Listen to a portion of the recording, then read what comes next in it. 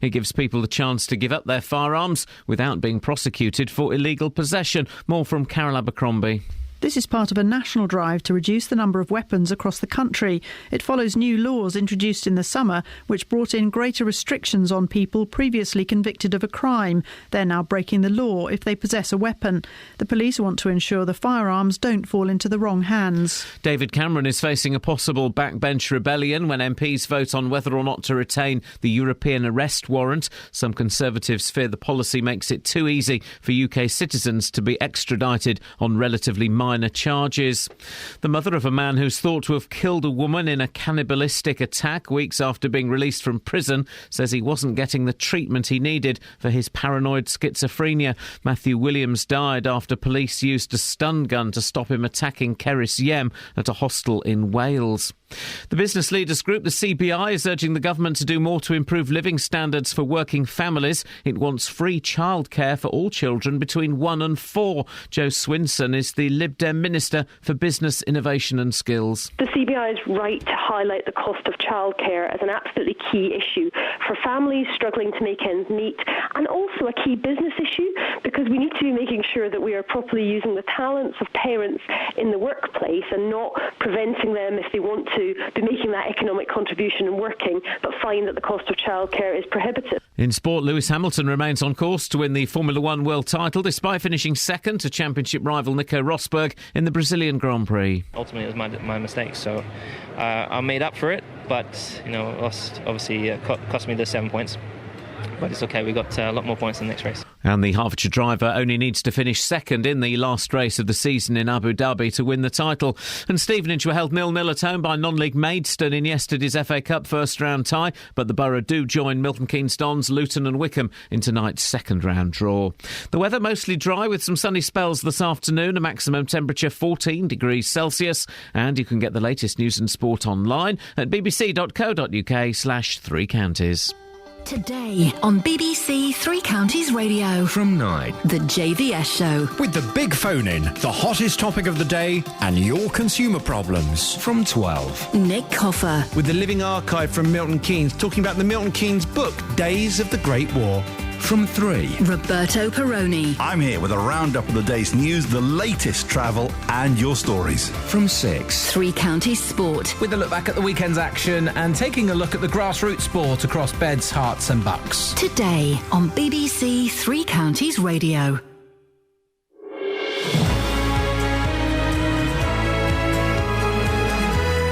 Morning, guys. Iain Lee, BBC Three Counties Radio. It's Monday. It's 4 minutes past 6. We've had a couple of lazy, sloppy weeks filled with illness. Very ill. Laziness. I've been very lazy. And sexiness. I've been very, very sexy. Back to normal, guys. No laughs here. Oh, look. It's Catherine Boyle. And it's Kelly Betts. Hello. Yay! You're very quiet, you guys. Hang on. Try now. Boost us. Hello. There we go. Hiya. That'll do. That's fine. On the show this morning, just when you thought it couldn't be back, it is back. HS2 trauma. Stolen medals. And going. Gun. Boom. And we'll be playing songs from 1983, but what was the year? 08459 455 555. Across Beds, Herts and Bucks. This is BBC Three Counties Radio. So I found one of Roberto's CDs, 1983, the rock and roll years, 20 of the year's greatest tracks. From rock and roll wasn't a massive thing in 83. Do you remember the programme, the rock and roll years? That was the first of those let's talk about the olden days musicality shows. Anyway, I used to like it when I was a kid. So, 1983 is the year, but what was the year? You can play it at home. 08459 455 555 if you think you know the year.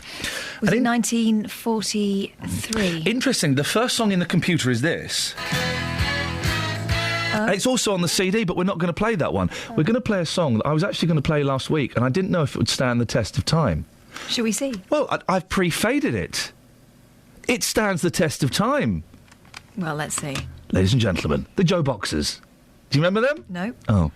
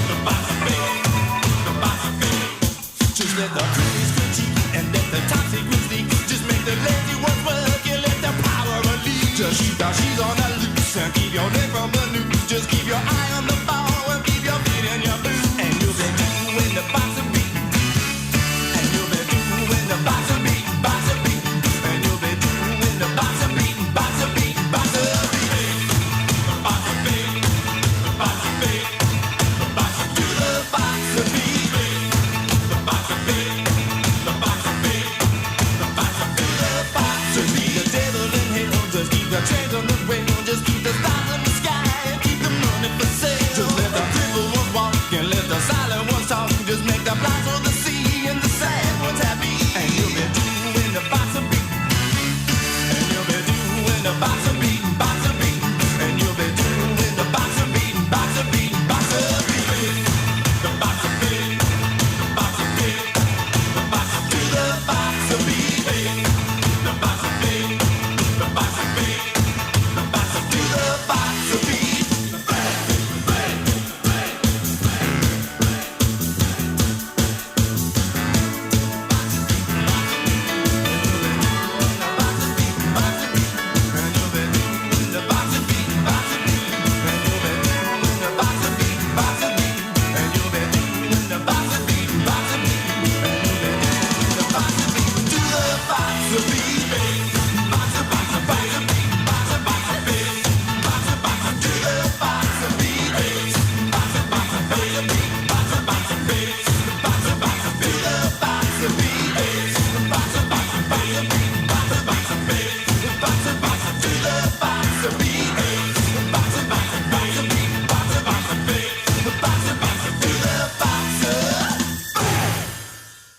Gosh, I used to like that song, and guess what, kids? I still do.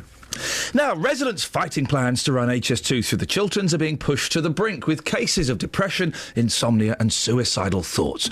Well, according to BBC Inside Out, the struggle for compensation is affecting their mental health, with some telling the BBC South's Inside Out programme they're at their wits' end.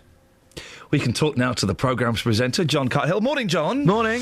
Why are some people feeling the pressure? Well, it's not just living and fighting with compensation. It's living under the shadow of the scheme, in their words. HS2, of course, was announced 5 years ago. Government's now pushing that through for the plans of the South and North Rail Link, and hundreds of homes will be knocked down along the route. Now, their owners will be compensated, but it's the thousands of others living near the line who don't qualify who are really starting to feel the pressure. Pauline and John Hughes, here's one example. They live 170 metres from where an underground tunnel will pass. Now, of course, they don't qualify for compensation, but the value of their home, they say, may have dropped by at least a third. And the stress feels for them, at the moment, overwhelming. I couldn't see the point in going on. I felt suicidal a couple of times, to the extent I thought I might do the Dignitas route. It is the first time, I have to say, it's the first time that we have talked about this. And yes, suicidal has entered my head as well. Seriously entered. Are the Hugheses alone in how they feel? Well, that's the question we put to local GPs along the route. We wanted to know how far-reaching the problem of HS2 stress has become, and whether you can actually directly link the two. Now, Kate Barnes is a GP in Great Missenden. You're going to be hearing more from her on your show after 7 o'clock. She's one of a number of doctors we've spoken to who say they're seeing more and more people with illnesses which they are linking to the stress caused by the high-speed rail project. Well, I've certainly had people who've come in and said to me that they've just felt life isn't worth living. There's nothing to live for any longer, this kind of thing. And I've got a number of patients who I've had to put on antidepressants who would never have dreamed of having to have that kind of support. And that's purely due to the effect of the stress of HS2.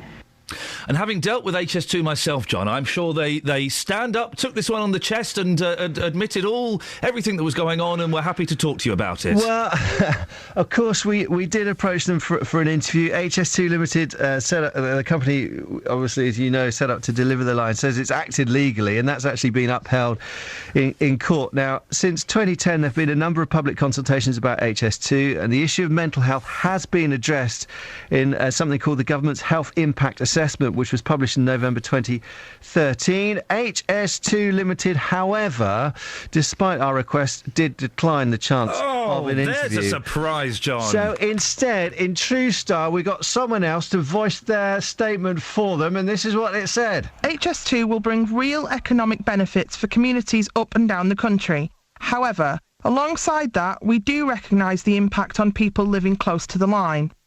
The government is offering a generous compensation package. We urge anyone who has a concern to call our help desk on 0207 944 4908 or go through our website hs2.org.uk. There we go, that's the voice of HS2. Now, in the meantime, of course, the Hughes, who we heard from earlier, are trying to stay positive. They're hoping they'll qualify for new compensation packages which will be brought in next year. And they've both now seen the doctor. But like many others, they don't find it easy to actually ask for support. We're wartime babies.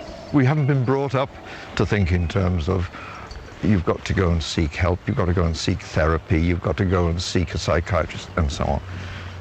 We've been told you've got to get on with it. And again, as this interview has brought out, we keep things from each other, in fact, in our mental state. And that was the really touching thing, is neither of them knew how bad it had got until they spoke to us. More on Inside Out. And as for you playing the box of beat, you rotten swine, I spent the last 20 years trying to get that out of my head. I'm going to be singing that all day now. Well, listen, it's about time it was put back in you. Doesn't it stand the test of time? It does, actually. Yep. It does. It's a fantastic track, 1983. We're playing Guess the Year, John. It is 1983, but do you know what year it was? No. 56? OK, it was close, but not close enough, John. Thank you very much indeed. You can go and... You can watch John on the telly if you want. It'll be on BBC South, Inside Out.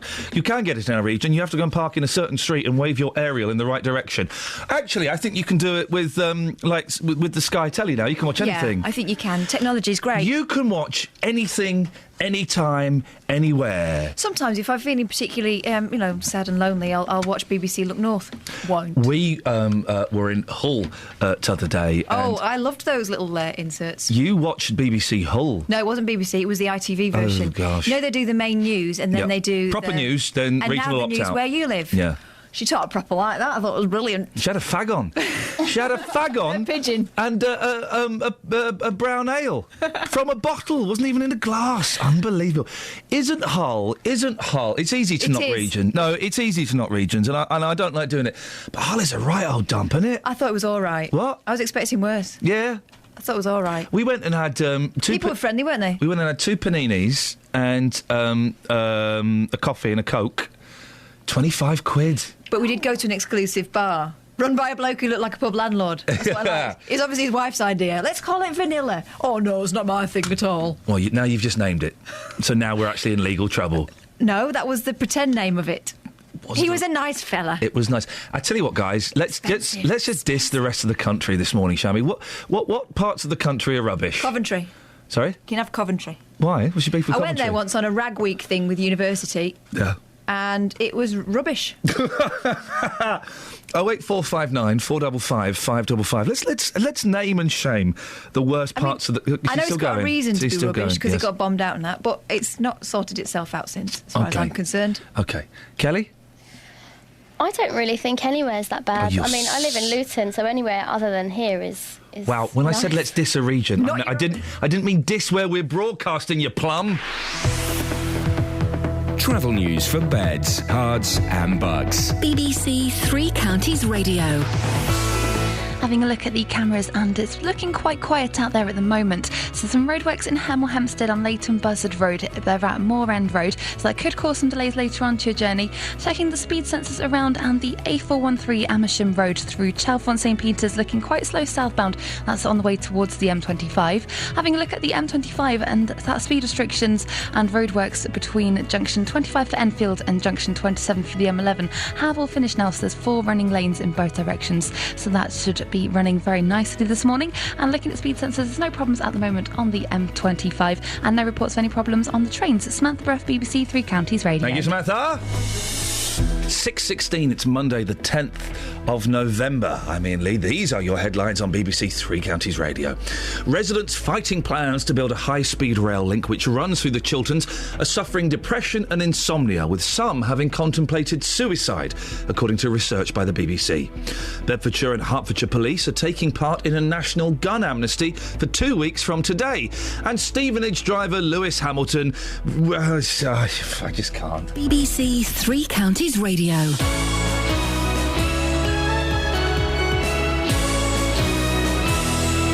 Make make love to me with your voice, Nick. Every weekday from 12, Nick Coffer brings you The wickedly funny Anne on Strictly Come Dancing.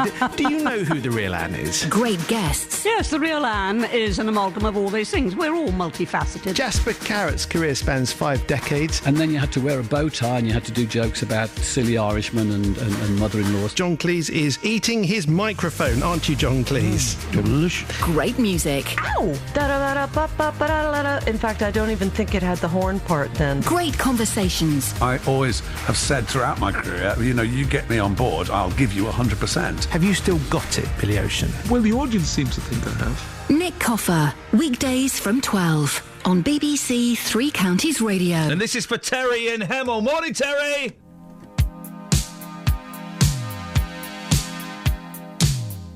But what was the year?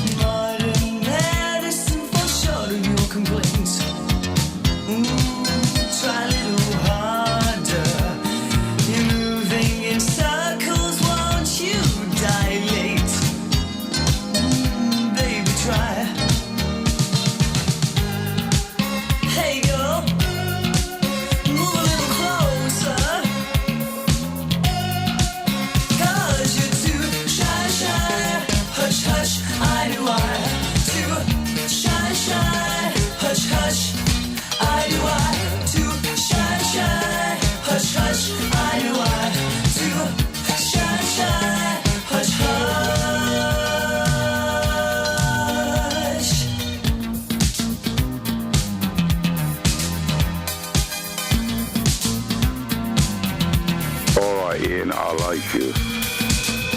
Yeah, man, respect, boss, yeah? One of them came up against me, I couldn't touch it, I was shocked. I love Big Boss. Women in underwear just look nice. I don't want people making love while I'm talking. Hush, hush, I do I to shy, shy, hush, hush, I do I to shy, shy, hush, hush, I do I to shy, shy, hush, hush, to shy, shy, hush, hush,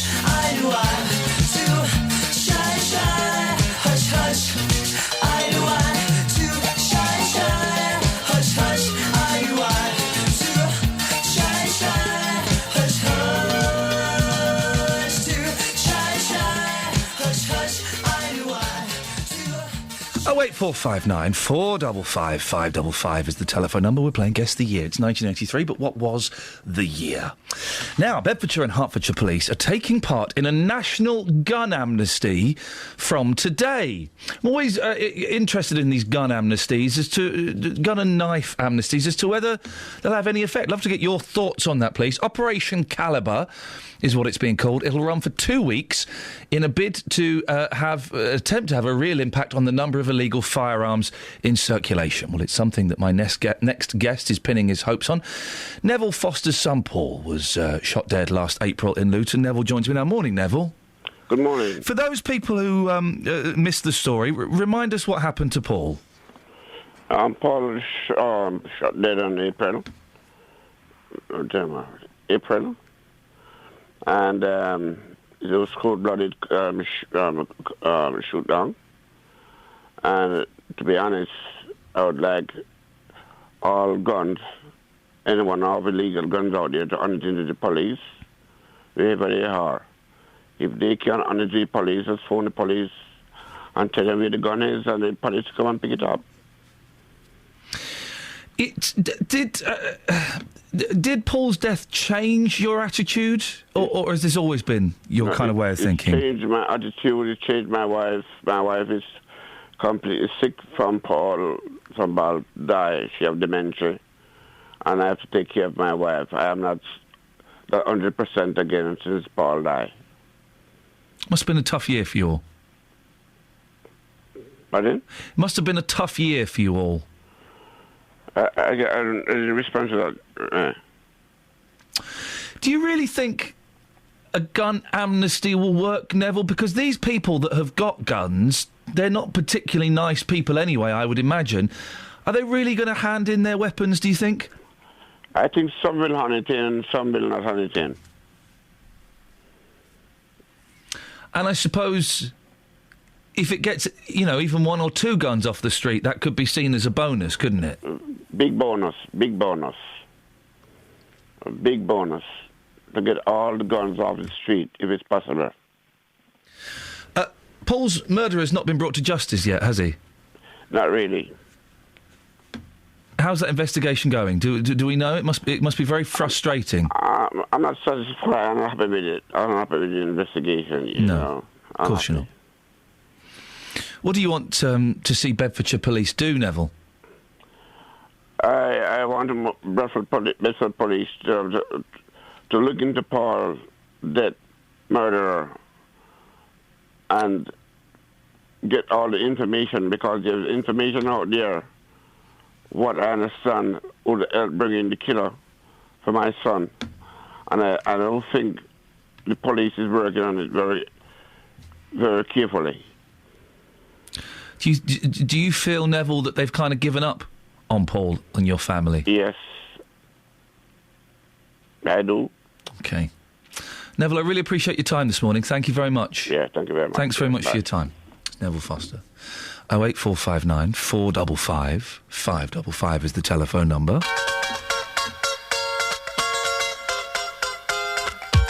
As I lie here, thinking of you, I realise that nothing is new.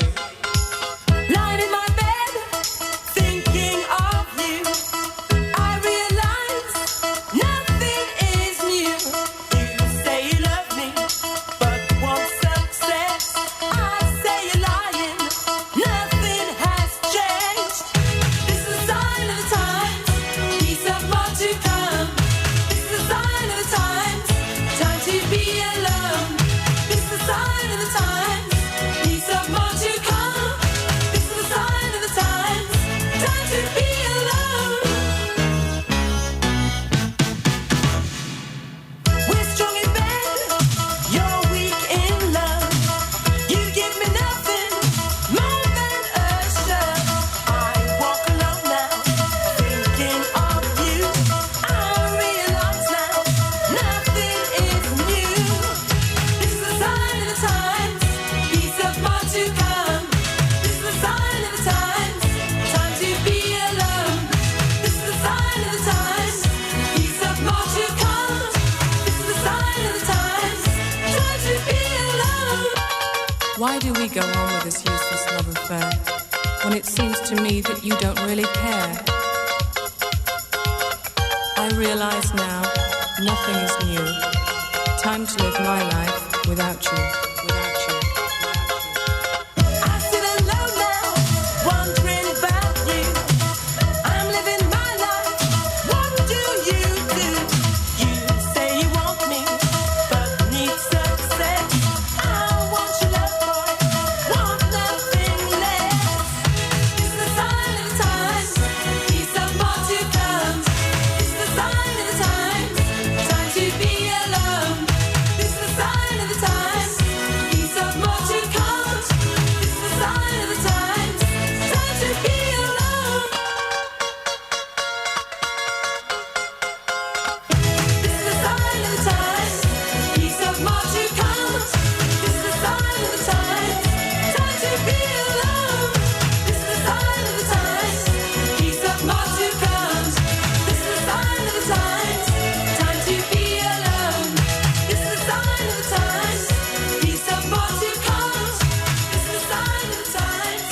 This is Iain Lee, BBC Three Counties Radio. The ladies are creaming up.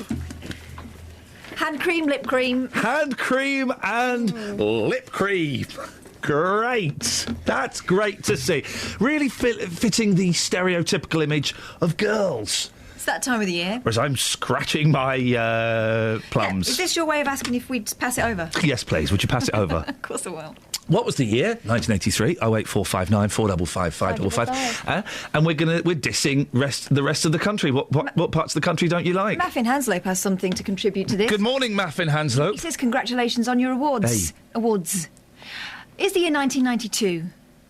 Let me just check the cover of Rock and Roll Years 1983. No, Maff, it is incorrect data. And the worst place ever is Nelson and the surrounding area. It's so bad, I'm surprised UNESCO have not announced it's a World Heritage Site, so those in shanty towns can see how fortunate they really are. Nelson? I don't know Nelson. Is that near Nelson's Column?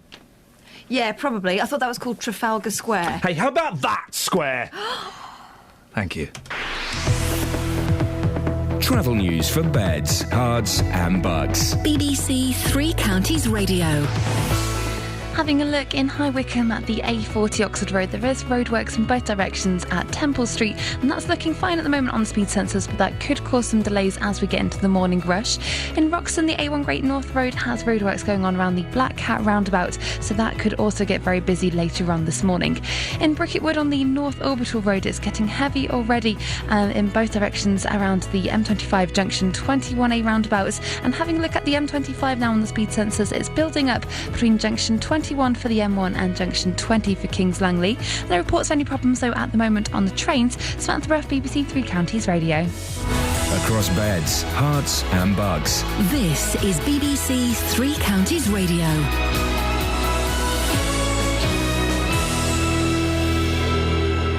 It's 6:30. I'm Simon Oxley. Residents fighting plans to build a high-speed rail link which runs through the Chilterns are suffering depression and insomnia, with some having contemplated suicide, according to research by the BBC. Bedfordshire and Hertfordshire Police are taking part in a national gun amnesty for 2 weeks from today. It gives people the chance to give up their firearms without being prosecuted for illegal possession. And the business leaders group, the CBI, is urging the government to do more to improve living standards for working families. It wants free childcare for all children between 1 and 4. Three Counties Sports. BBC Three Counties Radio. Lewis Hamilton remains on course to win the Formula One World title despite finishing second to championship rival Nico Rosberg in the Brazilian Grand Prix. The Stevenage driver's lead has been cut to 17 points going into the final race of the season in Abu Dhabi, where double points are on offer. We've still got a large amount of points ahead of us, and generally it was a good race apart from that spin. I think we would have comfortably won, I think, if it wasn't for that. But, that's motor racing. You can't always get it right.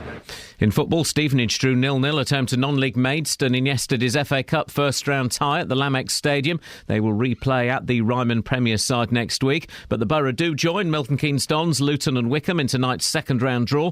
Milton Keynes Dons manager Carl Robinson could be drawn against his brother, who scored the winner for non-league Warrington on Friday night. You know how much this cup competitions means to me. I'm a football fan at heart, so all of them thousands of people watching the draw and watching the FA Cup games up and down the country today, there's always a special place in our hearts to this wonderful competition. And I was on BBC yesterday and I was stood next to the cup, and you just have to look for it and you just have to admire it, because it is something that we firmly believe that we want to compete in. And the second round draw is live on BBC 2 tonight from 7 o'clock. In yesterday's Premier League matches, Arsenal conceded 2 late goals to lose 2-1 at Swansea. Tottenham lost 2-1 at home to Stoke. Newcastle won 2-0 at West Brom. Sunderland and Everton drew 1-1.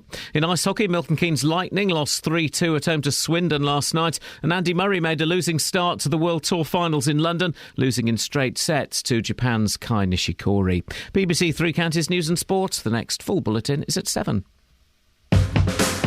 If you hear a whisper, give us a shout. Oh, Iain Lee. BBC Three Counties Radio.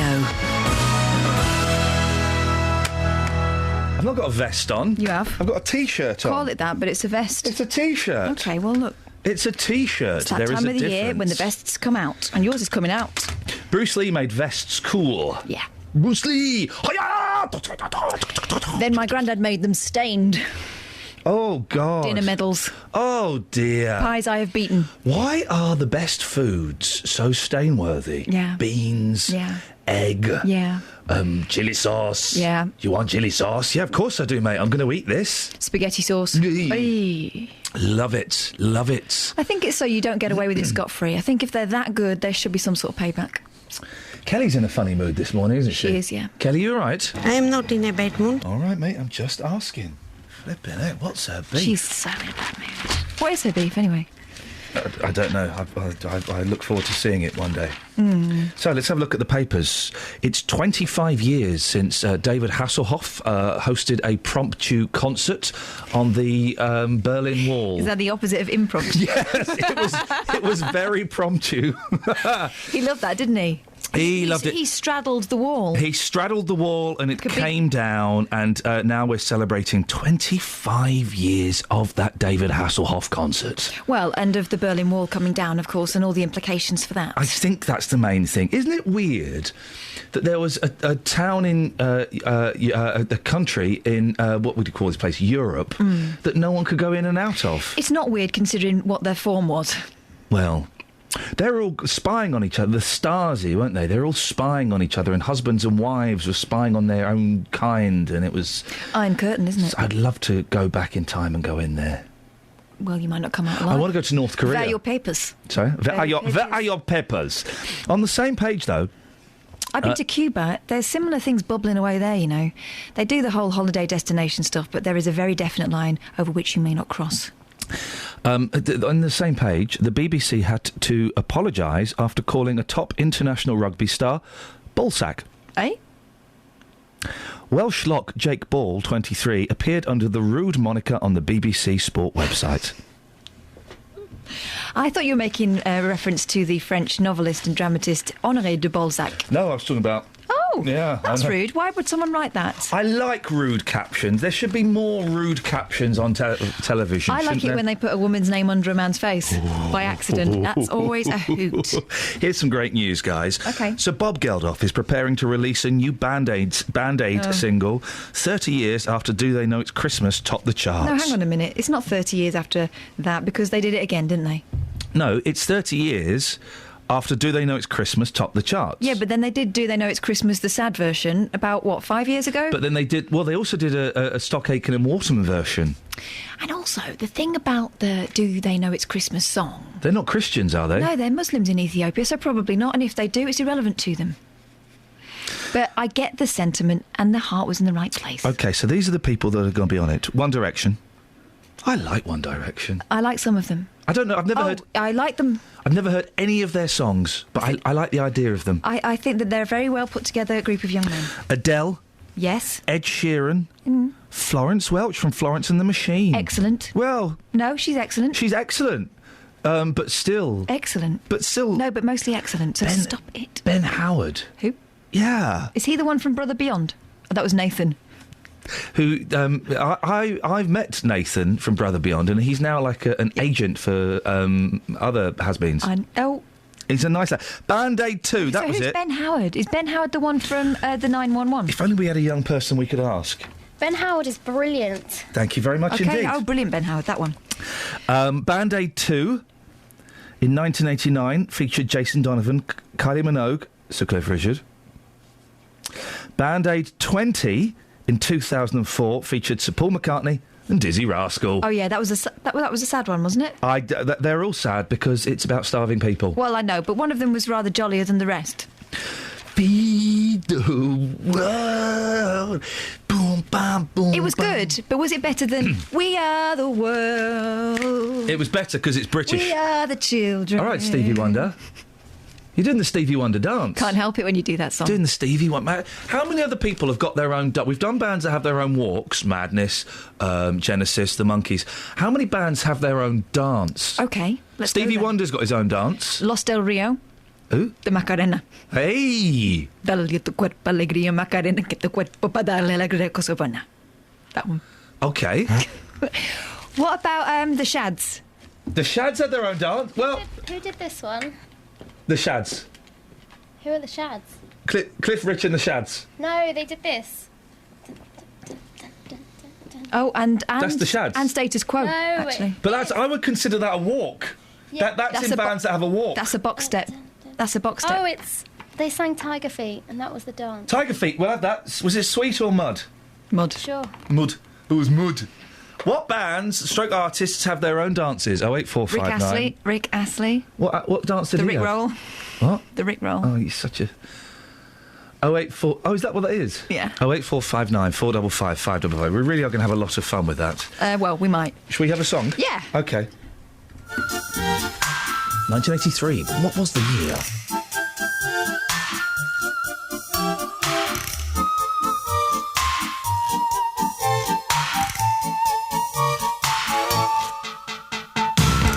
Somebody's watching me. Now I'm nervous and I shouldn't be. Somebody's got their eye on me. Perhaps I should invite him up for tea. We saw him smoking by the newspaper stand. There's something odd about his gloved left hand. Saw him again inside the old cafe. He makes us tense, we wish he'd go away. We are detectives. We are celebs. We are detectives. Come to collect. Somebody's after me. He left his footprints by the garden tree.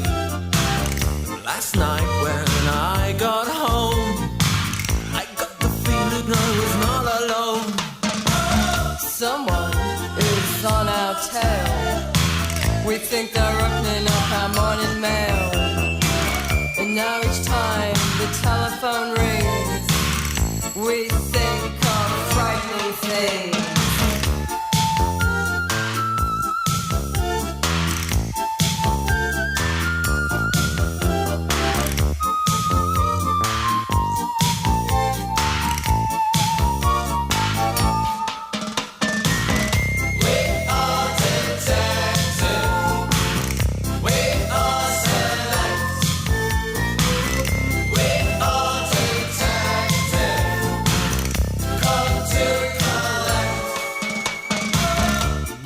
Dress up in disguise to get away from all those prying eyes.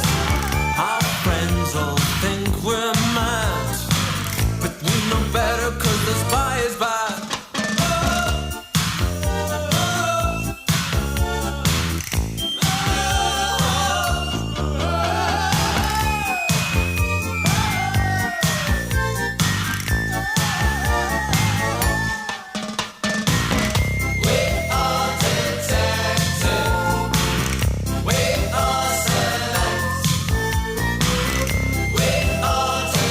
Kelly's just asked me the best question in the world. Kelly, ask the question again. What's this song called? Thank you very much. And again? What's this song called? Yeah, there we go. We are to... What? What does it say? What do you We're think? what? We are to... Hang on a second. Let's Do it go again. Okay, let's go back. Okay, so you know who the band is, yeah? No. Oh. It sounds like a football chant. What? This is when pop music. This is when pop music was good. What year is it? Exactly. Here we go. Somebody's watching me. Now I'm nervous and I shouldn't be. Shouldn't be nervous. Somebody's got their eye on me. Perhaps I should invite him up for tea. Maybe. We saw Here we him go. smoking by the newspaper stand. You ready? There's something odd about his gloved left hand. Saw him again inside the Has he said it yet? Not yet. No. Wait. Here we go. Here we go. We are. Here we go. We are detectives. Correct. Yes. Well done, ladies and gentlemen. 5 points. Oh, who sang it? Well... really? It sounds familiar. I know. Well, you just heard it. Yeah, we just played it a minute ago. That's why. The Thompson twins. Before you ask, no. They're not real twins. Were they the ones who invented the telephone? Oh. Tintin. The mustachioed ones. What? 08459 455 555 is She's the telephone. only like 5 years younger than me. Hey. And yet, look at the gulf. She's 38 years old, gosh. You're so... Have you found anything in the papers yet? There was Yeah, there's a smelly bug coming. Where's I think it might have already arrived. Oh. Barely half an inch across, the marmorated stink bug isn't the biggest invader to hit our shores, but it may be the smelliest. Oh, this is stink according bugs. to the page 3 of the Mail. Your kids are going to love this one. Named after the putrid stench it releases from its glands as a defence mechanism. Oh, it's got stinky glands. Now, does glands have a D or an S?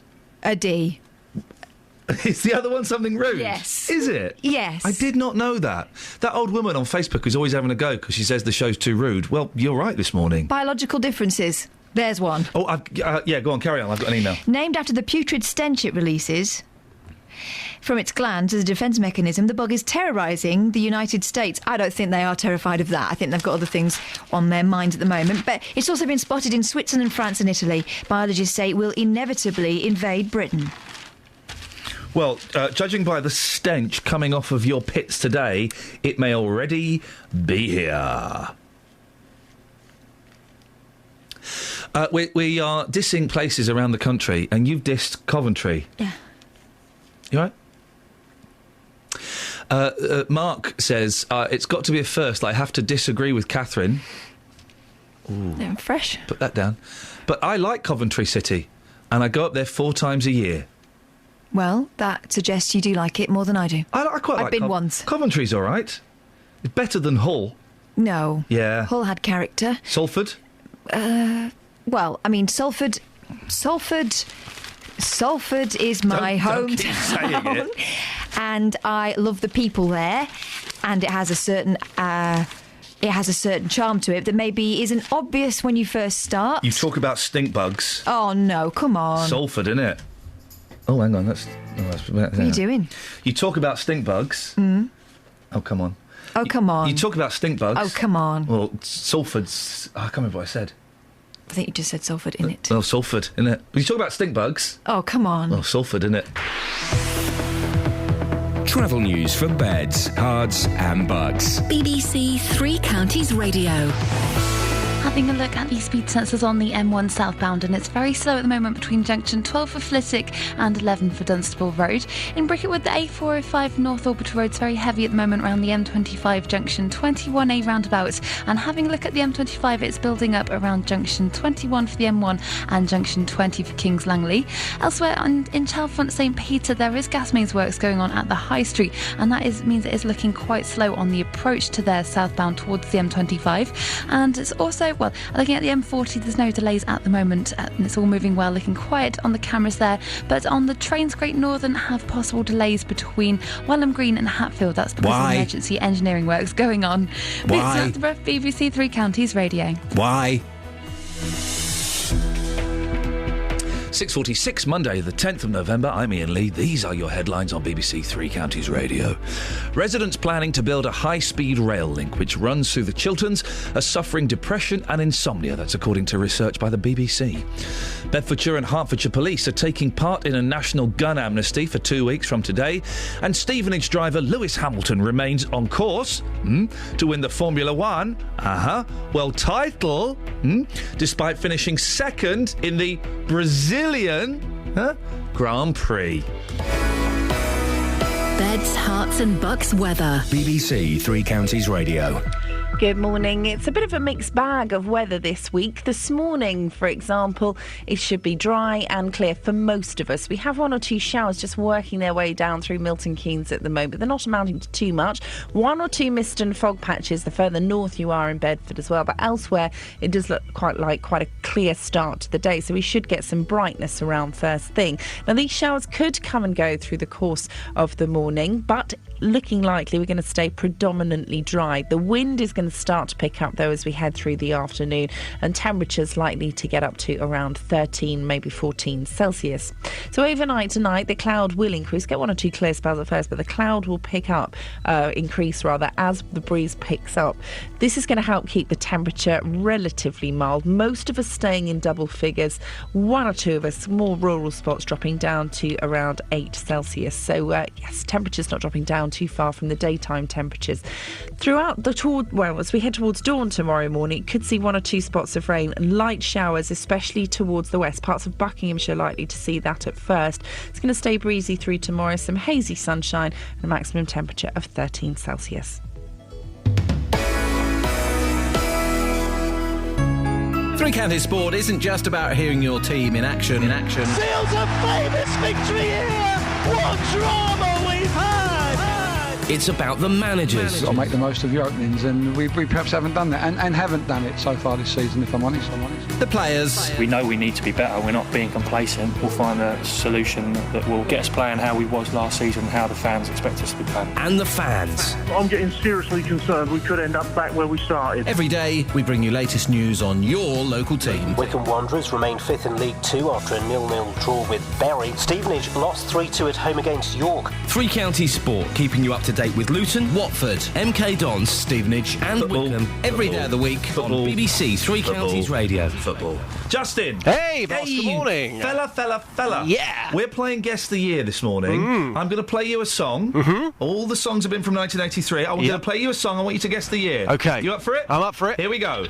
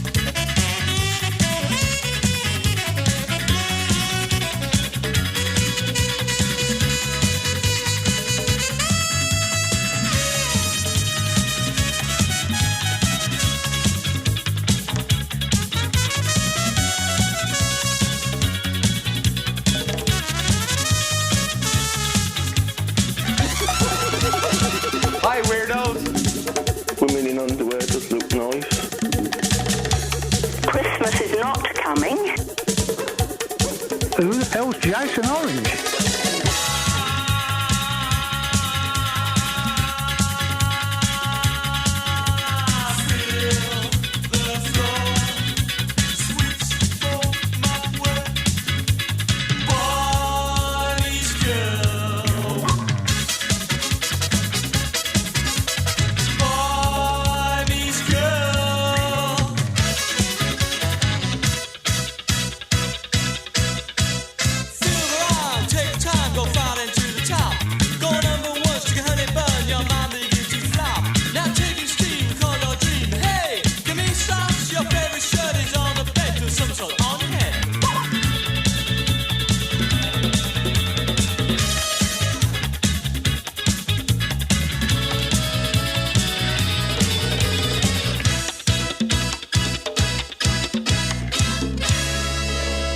I love those early 80s white raps, but Justin, what was the year? I'm going to go for 1982 this morning. Oh, but it's been 1983 all morning, Just. Yeah, 1982 then.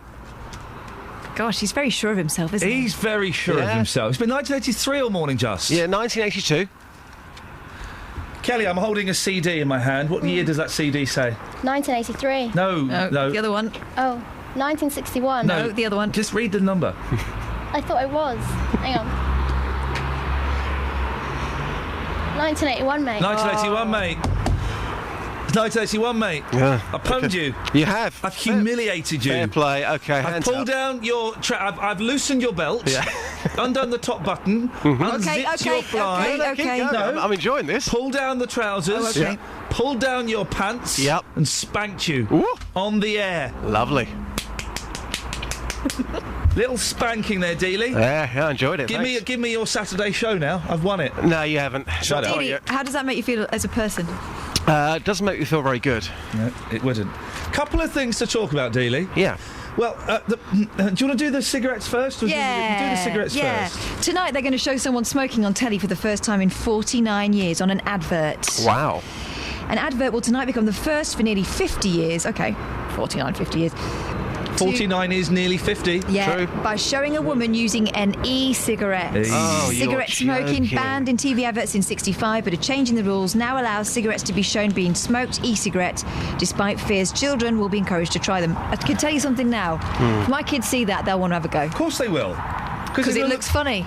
And the thing is, whenever I mention vapists and their how boring and dull and smug they are... Missed one word there, arrogant. And arrogant, thank you, Justin, you're right. I always get... Because some idiot will post it on a vaping forum, and then I will get loads of abuse from loads of vapists online. I just get loads of abuse. The other thing is, it's going to be portrayed as something pretty sexy as well, looking at the model. Yep, but it's not sexy. I spoke to somebody about 3 months ago about this, and they are a vapist. They gave up cigarettes and they started vaping. And I said to them, well, you can't smoke that on a plane. They said, oh, no, you can't, but there's certain ways of doing it. How arrogant is that? They say, if you put your head down and blow the smoke into a bag, you can still smoke these e-cigarettes on a plane. That is outrageously arrogant. It's horrible. Well, so that's got 08459 455 555. You can have some of that. Now, Justin. Yeah. Here's something. We're going to do this, Catherine. Yeah, let's do this on air. Because... We've disagreed about this off air. There's something... Right, now, you know me, Justin. Live and let live. Everybody... rights for everybody. Peace, man. Peace, man. There's one thing, right, that I cannot quite get my head around, and I don't know why I can't get my head around it. Football. No. There's two things. There's two things, right? You'll probably think they're linked, but... Gay couple... to have 3 babies by 3 mums. Okay, so there's a gay couple, 2 gentlemen, they're having 3 babies by 3 months. That's by the by. I don't quite get gay couples having kids. Now, and I know that you know that, and I don't have any reason for it. I'm not homophobic. I love the fact that gay men and gay women can get married. I think that's fantastic. Yeah. I love the fact that they can pronounce their love in public, in front of their God, in front of their friends, and all of that. I don't get gay couples having kids, though. It's such a tricky one, this, because I'm sure they're going to be absolutely fantastic parents. But this is my worry with this. Kids going to school, you know what kids can be like. And if we're going to be real about this, the chances are some of the kids in their class are going to take the mickey out of them because they've got gay parents. That, unfortunately, is reality. But who better to prepare them for that than people who have individually gone through an awful lot growing up and having to get people to stop seeing them as their sexuality? I think that a gay couple would have got just as much chance of being fantastic parents, if not more so, than a straight couple. It's got nothing to do with the parenting. As I said, I think they'll be fantastic parents. I think they would really want to have a child, and they would be great parents. But is it fair? Is it fair to put a child through that, going through their school life, because they would be bullied for it? I'm convinced. The bullying thing doesn't necessarily. I like to think that young people are more tuned in to this whole kind of thing than we were 20, 30 years ago. Well, it's when their parents get involved, isn't it? There'll be some having a pop, but kids will always sniff out differences. Only over the weekend I saw somebody on Facebook who had posted a picture of themselves, had a black eye, somebody had punched them because they were gay. Now that is totally ridiculous. So what, do we stop being gay then? No, we don't, but I'm just saying... We stop talking about it? No, but I just think it's... For the kid, is it fair on the kid to go through that at school? I'm going to say a sentence, right, and this is so unlike me, so regular listeners will know this is unlike me, new listeners will think, oh God, what a bigot. Well, this is what we're going to work through this morning. I'm going to say a sentence that makes me feel uncomfortable, but it's the sentence that pops into my mind.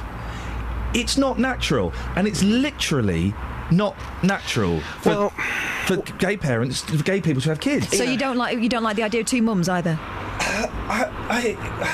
I don't, and I have no argument for it. I have no reasoning, I have no argument, I have nothing. Is this prejudice? I guess the fact that I don't have anything to back it up with would imply that actually it probably is a prejudice. Such a tricky one. I think when I take this one to the streets, I think people will pick up on what you're saying there. People will say it's not natural. You know, if you've got two guys that want to be together... neither's IVF, neither's adoption. Well, Justin, take it to the streets. I will. We'll speak to you later. Adoption is... Well, no, it's not, because you're taking on someone else's child.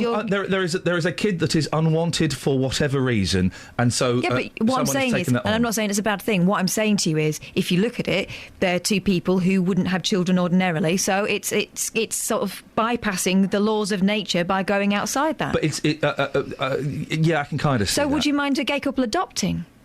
Is it the surrogacy And it's not thing? a case of minding... Or feel odd about it?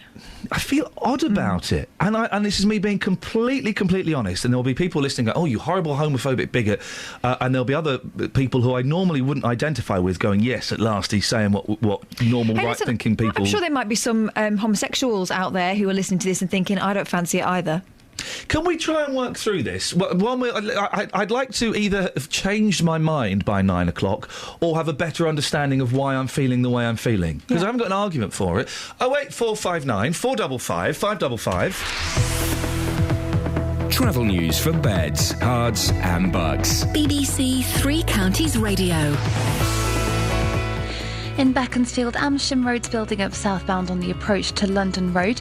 On the M1 southbound, it's looking very slow between junction 12 for Flitwick and 9 for Redbourne on the speed sensors. And having a look at the M25, it's looking very slow now between junction 18 for Chorleywood and 16 for the M40. Having a look at the trains, and Great Northern have delays between Welwyn Garden City and King's Cross. That's because of overrunning engineering works in between Welham Green and Hatfield. Samantha Bruff, BBC Three Counties Radio. Samantha, expertly done. Thank you. Gay parents, can you help me get my head straight on this one, please? Local and vocal across beds, hearts and bucks. This is BBC Three Counties Radio.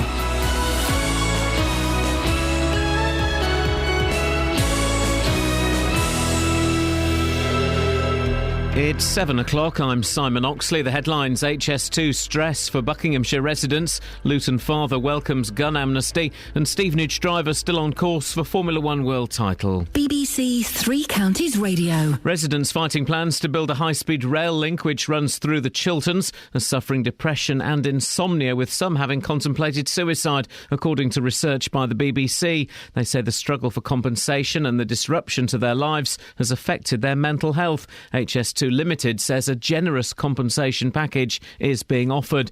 Dr Kate Barnes is a GP in Great Missenden. It's basically to do with the fact that this is something that is ongoing. You know, we're not talking about something that's got a start and a finish within a few days, a few weeks. We're talking about something that's going on for years. Most days of the week when I'm working, I will have somebody that comes in who is suffering stress as a result of HS2. To me, that suggests that this is actually quite a big problem and that I may only be seeing the tip of the iceberg. Bedfordshire and Hertfordshire police are taking part in a national gun amnesty for 2 weeks from today. It gives people the chance to give up their firearms without being prosecuted for illegal possession.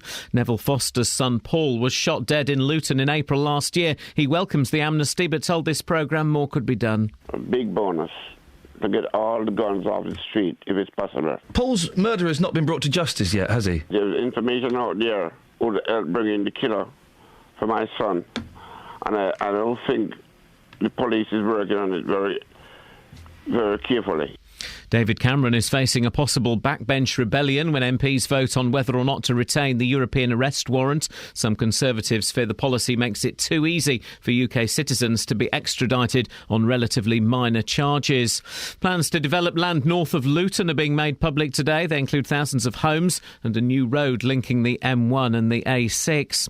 The business leaders group, the CBI, is urging the government to do more to improve living standards for working families. It wants free childcare for all children children between 1 and 4. Jo Swinson is the Lib Dem Minister for Business, Innovation and Skills. We need to be making sure that we are properly using the talents of parents in the workplace and not preventing them, if they want to, be making that economic contribution and working, but find that the cost of childcare is prohibitive. In sport, Lewis Hamilton remains on course to win the Formula One world title, despite finishing second to championship rival Nico Rosberg in the Brazilian Grand Prix. Ultimately, it was my mistake, so I made up for it, but, lost, obviously cost me the 7 points. But it's okay, we got a lot more points in the next race. And the Hertfordshire driver only needs to finish second in the last race of the season in Abu Dhabi to win the title. And Stevenage were held 0-0 at home by non-league Maidstone in yesterday's FA Cup first-round tie, but the Borough do join Milton Keynes Dons, Luton and Wickham in tonight's second-round draw. The weather mostly dry with some sunny spells this afternoon, a maximum temperature 14 degrees Celsius, and you can get the latest news and sport online at bbc.co.uk/3 counties.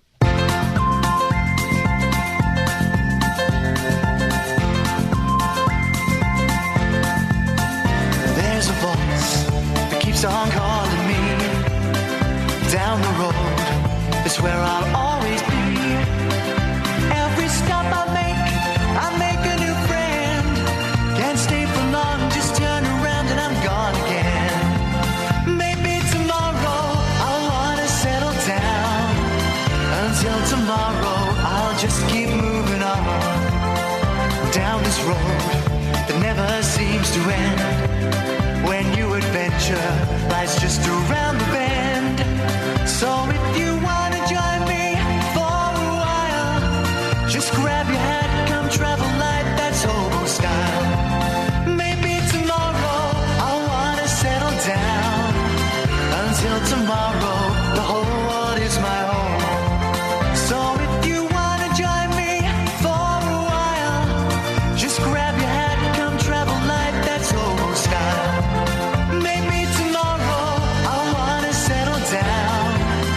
Until tomorrow, I'll just keep moving on.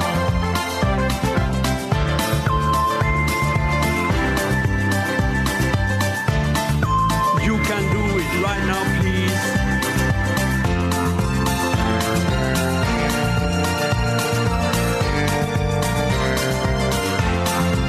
Maybe tomorrow I'll wanna settle down.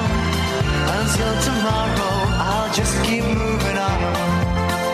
There's a world that's waiting to unfold, a brand new tale no one has ever told.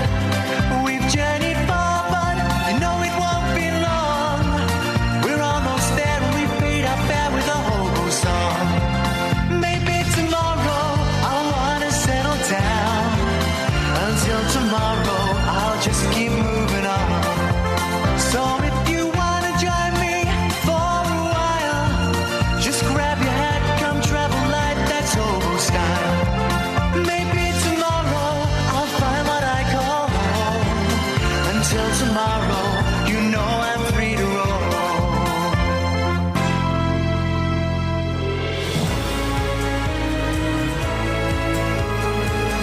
Morning, Iain Lee, BBC Three Counties Radio. Oh, what a busy show, what a busy show. HS2 stress, gun amnesties and gay couples having babies. I know. Regular listeners to the show will know I'm open to every alternate lifestyle, well, pretty much every alternate lifestyle. Anything goes, as far as I'm concerned, but it's the one thing that I can't quite get my head around, and I don't know why. It obviously, I imagine it comes from some deep-seated prejudice, because intellectually, I can't argue it, like why I don't quite get gay couples having children. Emotionally, I don't know where it's coming from. As a human being, I can't understand why you don't get that. Sorry? That urge to want your own children and to want to nurture someone else. I get the urge. Yeah, you do. So do gay people. No, I get why they get the urge. Right. But then they should say, never mind, because we're gay, we should bite that down. Knee-jerk reaction is yes. Wow. I know. That's not like you at all. Isn't it, though? Isn't it just? 08459 455 555. We're also saying the year is 1983. What is the year? Yes. Those are still coming in. Are we getting some texts on that? Let me hit this button. Hang on 1 second. across beds, hearts and bucks. This is BBC Three Counties Radio. Q Boyle. Here we go. Chris in Thurline. Thanks, morning crew, for taking me back to the hit parade of 1948. I think the year was 1910, says Chris. Incorrect data. Oh, what a shame. Incorrect data. We've also been asking you which town you could do without, or which town you don't like. Oh, there's a lot. Yeah, go on. We're dissing areas. You were dissing Hull, and I said I've been worse places. Oh, that's not what you were saying when we were there. It was cold. You were scratching at the door to get out. It made my eyeballs... excuse me. Okay. Is that Hull? Yes, that's Hull. Calling, I'm in trouble. It made my eyeballs stream. It was so cold. It was that cold that gets right into your eyes. It wasn't that cold, mate. Yeah, it was. It's freezing. I had my Christmas jumper on and everything. Anyway, John says Milton Keynes is a dump. They even had to steal another town's football club. Oh, you couldn't let it lie, could you, John? A little bit of politics. And Mark says, got to be Liverpool. The ladies there can spit further than the men. Hey, that's a fair point. That's not true. I mean, I was born with an ingrained prejudice against Scousers because I'm a Mancunian. When I actually went there, they were polite to a fault. We're also asking which pop stars and pop groups have their own dances. Yeah. Linda on Twitter. Tina Turner had a stompy leg dance she used to do. And she did that thing with her arms to Proud Mary. Very true. Oh, yes. Mick Jagger's got his own dance. Yes, he has. Yeah, of course. The clappy arch back thing. It looks like he's having some trouble. 08459 455 555. Should we crack on with the show, or...? Well, one more nice thing from Tim before we get on to the other thing, shall we? All right, Tim. He says, I listen to the Littlest Hobo in the morning and I know I'm going to have a great day. Yeah, Thanks. that's how it works. That's some kind of powerful juju we're using there. Now, on to more serious issues. There's been an increase in mental health problems suffered by people living along the HS2 route. According to BBC Inside Out, many are suffering from depression and insomnia, and some have even contemplated suicide. Well, Dr. Kate Barnes is a GP in Great Missenden. Good morning, Kate. Hello there. You appear in tonight's programme. Tell us about the impact HS2 is having on some of your patients' mental health. Well, the main things that I'm seeing are insomnia, which is generally related to anxiety. And the anxiety is clearly due to this ongoing, constant, relentless background stress that is just exhausting people. It's very difficult for them to plan their futures. They're obviously got financial concerns. Just sorting out logistics is difficult. And they're also struggling with, some of them are struggling with depression, and I think that's generally related to loss or potential loss. Obviously financial loss, but also loss of their house, loss of security. In some cases, people are worried about losing their businesses if they're working from home. And also loss of the natural area of outstanding beauty. People love to go and walk in the Chilterns, and they're obviously very concerned about the fact that the construction work and what's going to happen is going to affect this beautiful area that we live in. And have you seen an increased number of people coming in with depression and anxiety? Certainly I have. Most days I would say I get somebody coming in to see me who mentions the stress that they're under related to HS2. And this is resulting in, I've noticed an increase in addictive behaviour as well. Things like I've had the odd patient who stopped smoking, who started smoking again, people who are drinking too much, this kind of thing. Gosh, isn't that interesting, that correlation between the two? What can you do as a doctor? I mean, it's because it's such a specific reason for this change in mood. What can you do, Kate? Well, it is quite hard in this situation.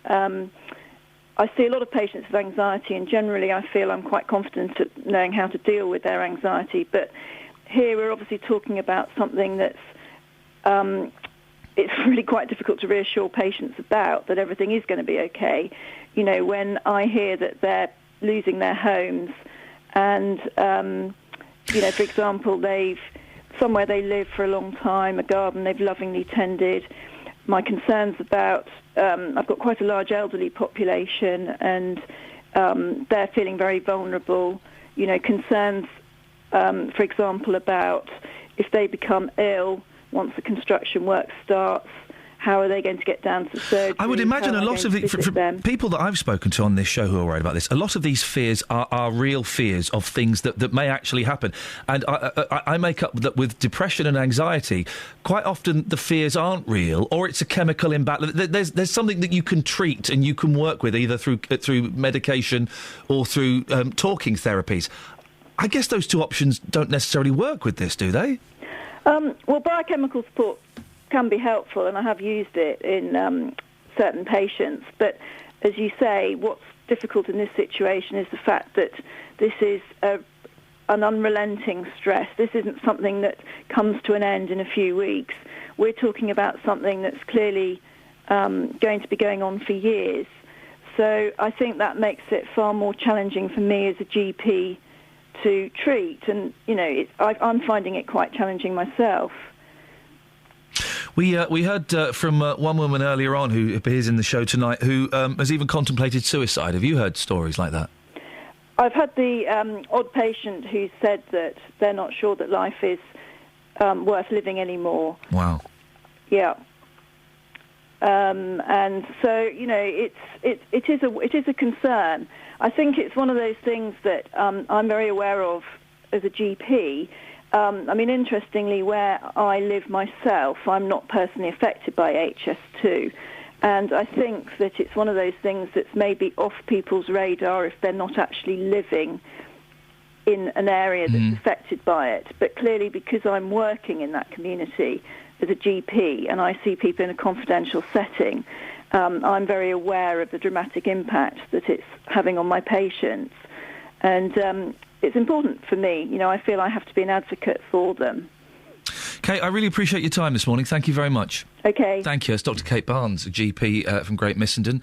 HS2 Limited have sent us a statement, but it's really long and basically says nothing to do with us, Governor. Now to do with us, so I'm not going to bother reading it. You can watch more on Inside Out South this evening, if you so want. Boyley, anything you want to chuck into the salad bowl here, or should we just... That looks as it... Oh! Travel news for beds, cards and bugs. BBC Three Counties Radio. In Cheshunt, the A10 southbound is building up between Turnford and the M25 junction, 25 for Enfield. In Markyate, the A5 southbound is very heavy between Lynch Hill and the M1 junction 9 for Redbourne. And looking at the M1 on speed sensors, it's very slow between junction 12 for Flitwick and 9 for Redbourne as well. On the A1M southbound, it's very heavy between junction 3 for St Albans and 2 for Welham Green. And on the M25 anti-clockwise, it's looking slow still on the cameras between junction 18 for Chorleywood and 16 for the M40. On the trains, Great Northern have delays between Welwyn Garden City and King's Cross. That's because of overrunning engineering works between Welham Green and Hatfield. Samantha Breath, BBC Three Counties Radio.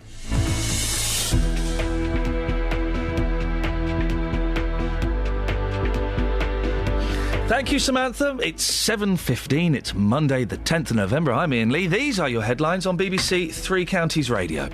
Residents fighting plans to build a high-speed rail link which runs through the Chilterns are suffering depression and insomnia. That's according to research by the BBC. Bedfordshire and Hertfordshire police are taking part in a national gun amnesty for 2 weeks from today.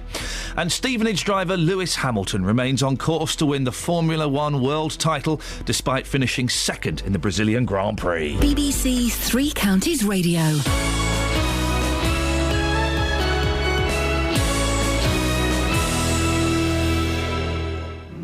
World War I at home on the BBC. Sunday, 4th of June, found the ward full of patients, so we took 29 last night, all Canadians. We revealed some amazing untold stories. The thing that made these particularly extraordinary was when we discovered just how old Albert was. And discovered surprising local memories. The boys from Haileybury College, 589 died, which, was a lot, but most public schools actually have a very similar casualty rate. If you miss them, go to bbc.co.uk/WW1. The national propaganda was that a Zeppelin raid occurred. It turned out to be very much more tragic than that. World War I at home on the BBC. Call 08459 455 555. BBC Three Counties Radio. So it's a story. I can't quite get my head around why this story sits uncomfortably with me. And because I can't rationalise it or intellectualise it or emote it, this must be what prejudice feels like. This must be prejudice. Because there is... Sorry? That was me having an idea. You get... Oh, wow. No wonder I've never heard that sound before. You can put the phone down. No, it's all right. It's my dad. Is everything all right? Yeah, he's looking for something. OK, well, we'll tell him to maybe contact you after the show. Thank you. So this must be pure prejudice, because there is no... I'm trying to do a serious thing here, mate. Try in the drawer. This must be pure prejudice, because there is no intellectual reason why... Front page of The Sun, gay couple to have 3 babies by 3 mums. I have a slight problem with that. Well, and you're meant to have a slight problem with that. That's the way it's written. Not because there's 3 mums involved, but because as a first-time parent, 1 is enough. 3 at the same time, really? It's going to be hard work. But they may be very capable. Having it with 3 mums, that is... I don't think they've had it with any of them. No. Don't. But when I think of gay parents having kids, part of me, my knee-jerk reaction is to think, oh, really? Whereas I'm all for it. Yeah, I know. And it's not natural in the true sense of the word, OK? In the literal sense of the word, it's not natural. Now, that should... Normally I can work through that with most things. My knee-jerk reaction, we're all a little bit prejudiced in certain ways. I work through that intellectually and come out the other side. I struggle to do that with this. Is your problem with 2 men raising a child? No.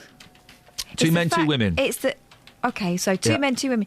But say it was a mum and an auntie, or a mum and a gran, as used to happen in the olden days. Is that wrong? No. And wrong is too big a word. Does that make you feel funny? Does it make me feel queer? That's what it comes down to, doesn't it? Yeah. No. A single mum doesn't make me feel funny. A single dad doesn't make me feel funny. A mum and a grandmum doesn't make me feel funny. 2 fellas or 2 women makes me feel funny. So it is really about the fact that they're a couple? It must be. It must be. What if the 2 women and the 2 men Here we go. all live together? Oh, for goodness sakes. Would that be better? No, that would be a sitcom. Actually, that's quite good. It's not bad, is it? That would be a really good one, wouldn't it? And honestly, and listen, I put this caveat out there because there'll be new listeners either thinking, oh, what a horrible homophobe, or, yeah, get in there, sonny, at last someone's speaking sense. I'm for everybody. Hey, everybody, live how you want to live. I'm so glad that gay couples can get married. I think it's wonderful. It's just... gay couples having kids. I scratch my head. I just think as long as a couple is in a healthy, committed relationship, then that's got to be good for raising a child. We're going to have an honest, open conversation, and I feel I've exposed myself slightly, and sorry for that, by saying this morning. Can someone... because you're trying to work out what it is, so you can resolve it, aren't you? I'm trying to work it out. 08459 455 555. Can somebody set my head straight around this, please? Straight being the operative word there. Pun intended. 08459 455 555, etc, etc, etc. You can also text in as well if you want. 813 333. Start your text 3CR. Now, police forces in Beds and Herts are taking part in a national drive to rid the UK streets of firearms. Operation Calibre will run for 2 weeks from today and will give people the chance to surrender their guns without being prosecuted. Neville Foster, the father of Paul Foster, who was murdered by a shot to the chest in Luton last year, says he supports the amnesty, or indeed anything that gets firearms off the streets, but... will a gun amnesty actually work? Justin Dealey has been in Luton asking people about this amnesty. Now, sir, you actually know people in this town who have got guns, don't you? Know of people, yeah. I live near sort of like Marsh Farm Estate, so I sort of, yeah. It's quite terrifying in itself. So these people that you know of that have got guns, do you think they're going to hand them over with this gun amnesty? I don't know, I just think it just won't... Yeah, it just probably won't happen. Again, somebody who lives in Luton, I presume that you know people that have got guns in this town? Most probably, yeah, to be honest. So you do? Yes. Do you think those people will give up their guns over the next couple of weeks? I doubt it, no. It's not going to happen. The way you're talking about it is if it's totally normal for people to carry guns in this town. Is it really that bad? No, I'm not saying no one's going to freely just going to hand over the gun, are they? That's a bit stupid, isn't it? No one's really going to do it, are they? Well, Victor Evelyn is the chairman of Luton's CDMA, the Community Development Through Martial Arts. He's a karate man, and he joins me now. Morning, Victor. Morning. How are you doing? I'm fine, thanks. What do you think of the amnesty, Victor? Is it going to work? Well, they had Operation Scorpion, which was knife amnesty, and I'm not sure they probably had a lot of knives handed in. But with the guns, that's a tool of the trade that is a backup for the criminal. So it's not really something they're going to hand over, especially because they're always wondering what's going to happen to, if it comes back to them. What the fact that the gun was linked to them? Yeah. Well, that's the point of the amnesty, I would imagine, isn't it? The amnesty means you drop you give us the gun, no questions asked, sunshine. Yeah, but the fact is that they'll need their tool of their trade. That's their protection. That's their solid protection. They're not going to be giving that up. Maybe a knife or two, but not. I suppose. Supposing we got one gun off the street, that would be a bonus, wouldn't it? Awesome, brilliant. I mean, you'll probably be getting air rifles being put through there, but proper guns, I doubt that. Something needs to be done. If it's not a gun amnesty, Victor, what do you suggest that the authorities do? They have to connect with the minds of these people. What they're trying to do is to protect themselves from escalation of problems that occur through their crimes. Yeah. You see what I'm saying? So they have to connect with them and say, like, the gun is not the way to solve the problem. What is the way to solve the problem? They have to have an actual plan for life, and they haven't got a plan for life. They're doing the easy way. The easy way is to earn a buck or two. You can't tell someone, come and work with me, I'll give you a job, you'll earn £300 a week, and it'll be steady work and you'll be able to sort your life out, when their friend tells them, no, come and sell this weed with me and earn £1,000 a day. It's just, you can't talk to someone like that. So you're going to have to give them a solid plan that will bring them out of their funk, basically. Now, this you're part of the CDMA, the chairman of the Community Development Through Martial Arts. How does karate help kids stay out of trouble? I actually teach Kung Fu, but it's, the way martial arts works is that it's a hook to enjoying something that everyone likes to do. Everyone knows a martial artist. The hook is that they enjoy what they're doing. They enjoy being able to express themselves physically on a higher level, and then they start understanding why the discipline is necessary, why the restrictions on what they do outside of school is necessary. It brings a depth of control to the person that they never experienced before. It also teaches them to beat the whatever out of each other just using their feet and their fists. Yeah, they're not learning to be more efficient thugs. They're learning to be martial artists, right, which is a way of life. It's not just something you just learn physically. There's a mind, body, and spirit cultivation here, and that you get completely confident. And when you're completely confident, you can say no to anything. Do you feel that your organisation has been successful, Victor? Have you got case studies of kids that were getting themselves in trouble, but they've kind of straightened out? Is it thanks to you? Yes. As a matter of fact, when you're applying for funding, sometimes they ask for case studies, and I say, what would you like? Would you like a male case study, a female one, an Asian one, a black one? I can bring any age gamut of society forward, because I've got 100% success record. Everyone that joins the CDMA is better off for it. Well, listen, keep up the good work, Victor. Let's see if we can change. If you can change one person's life, then that's good. Your thoughts, Victor Evelyn, the chairman of Luton's Community Development Through Martial Arts. Gun amnesty, is it going to work? Really? Is it going to have an impact? I suppose if we get one gun off the street, that's a bonus. Catherine Boyle! We got any texts or anything? We've got some... No. I'm a little... Sorry? I was going to lie, but I'm not going to. I feel a little bit out of... Because I've had quite a lot of time off recently. Yeah. Don't work, I don't get paid. I'm a little bit out... I'm not up to speed on how to do a radio show, is it? Is it? What? Is it? Kev's on the line. Morning, Kev. Hey, morning, Ian. How's things? Yeah, well, I'm still a little bit croaky, Kevin, but I'm okay. What have you got for us? Yeah, I'm just following on from your argument. I mean, about gay couples. Well, it's not a particularly good argument. I haven't got an argument. It's just a prejudice, All I right, guess. then. Prejudice or understanding of. Yes. It is physically and scientifically impossible for two people of the same sex to create a child. But to raise a child, people of the same sex have been raising children for hundreds of years. Think about the convents and the monasteries. No difference, but just micromanaging it. But I guess, okay, let's try and work through this. And again, I have to stress, this comes through no intellectual, this is pure prejudice. For two men to father a child with a woman for the sole purpose of then that gay couple having that child... Yeah, I understand where that doesn't sit comfortably with me. And I can't put it any better than that. Yeah. That's prejudice, isn't it, Kev? I'm prejudiced. It is. It's disappointing to know that I'm prejudiced. I don't know. I'll have to sit on the fence and think about this one. Have a think and give us a call tomorrow, because I am. Plain and simple, that's prejudice. Is it homophobia? Probably not. It's prejudice, though, and I like to think I'm a liberal... For some of you guys, I'm way too liberal and woolly and left of centre. But this is a prejudice that I've got, and I can't... And it's deep-seated, so much so that you can't rationalise it. I can't rationalise it. Isn't that weird? Isn't it weird?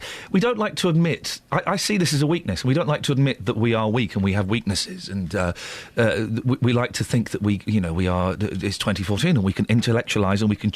This is something that's so deep within me... It's a weakness, it's a prejudice, and I don't like it. So are you, the sort of person who thinks one man, one woman, 2 children, maybe 0.4, is the way forward? No. Because you're not in any other way of your thinking. No, we've just had a friend who's had a baby through IVF. Good for them. Yeah. Good for them, wonderful. Although they've had people saying to them, how will you feel about it? Do you feel like it'd be your child, your real child? I mean, that's crazy that we're still thinking like that. Okay, all right. I do feel a bit funny about IVF on the NHS. Do you? Wow. Yeah, I do. I do feel a bit funny about it. Crikey. You've gone right off me, haven't you? 08459 455 555. Travel news for beds, cards and bugs. BBC Three Counties Radio. In Roxton, the Great Barford bypass is looking very heavy on the speed sensors eastbound at the Black Cat roundabout through the roadworks there. In Markyate, the A5 southbound's very heavy between Lynch Hill and the M1 junction 9 for Redbourne. And having a look at the speed sensors in Luton, the Airport Way is building up now between Vauxhall Way and the M1 junction 10A for the Kidneywood roundabout. Looking at the motorways in the M1 southbound's very slow between junction 12 for Flitwick and 9 for Redbourne. And also the A1M southbound's heavy now between junction 8 for Stevenage and 7 for the A602. Having a look at the trains, and Great Northern have delays between Welwyn Garden City and King's Cross and Moorgate. That's because of overrunning engineering works between Welham Green and Hatfield. Samantha Bruff, BBC Three Counties Radio.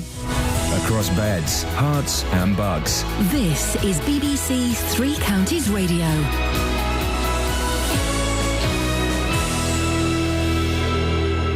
It's 7:30. I'm Simon Oxley. Residents fighting plans to build a high-speed rail link through the Chilterns are suffering depression and insomnia, according to research by the BBC. HS2 Limited says a generous compensation package is being offered. Bedfordshire and Hertfordshire Police are taking part in a national gun amnesty for 2 weeks from today. It gives people the chance to give up their firearms without being prosecuted for illegal possession. And the business leaders group, the CBI, is urging the government to do more to improve living standards for working families. It wants free childcare for all children between 1 and 4. Three Counties Sports. BBC Three Counties Radio.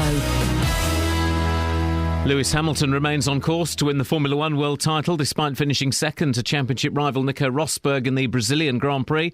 The Stevenage driver's lead has been cut to 17 points going into the final race of the season in Abu Dhabi, where double points are on offer. We've still got a large amount of points ahead of us, and generally it was a good race apart from that spin. I think we would have comfortably won, I think, if it wasn't for that. But, that's motor racing. You can't always get it right.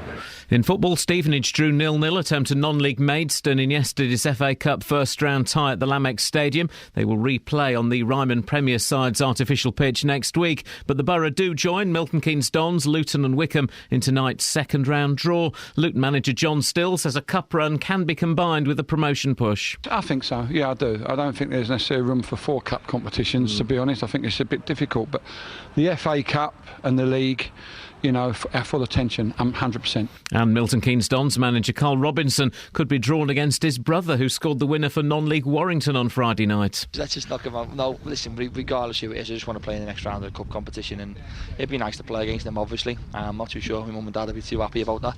I'd be more worried about them going anywhere near Benwick after some of the tackles he put in last night. And the second round draw is live on BBC Two tonight from 7 o'clock. In yesterday's Premier League matches, Arsenal conceded 2 late goals to lose 2-1 at Swansea. Tottenham lost 2-1 at home to Stoke. Newcastle won 2-0 at West Brom. Sunderland and Everton drew 1-1.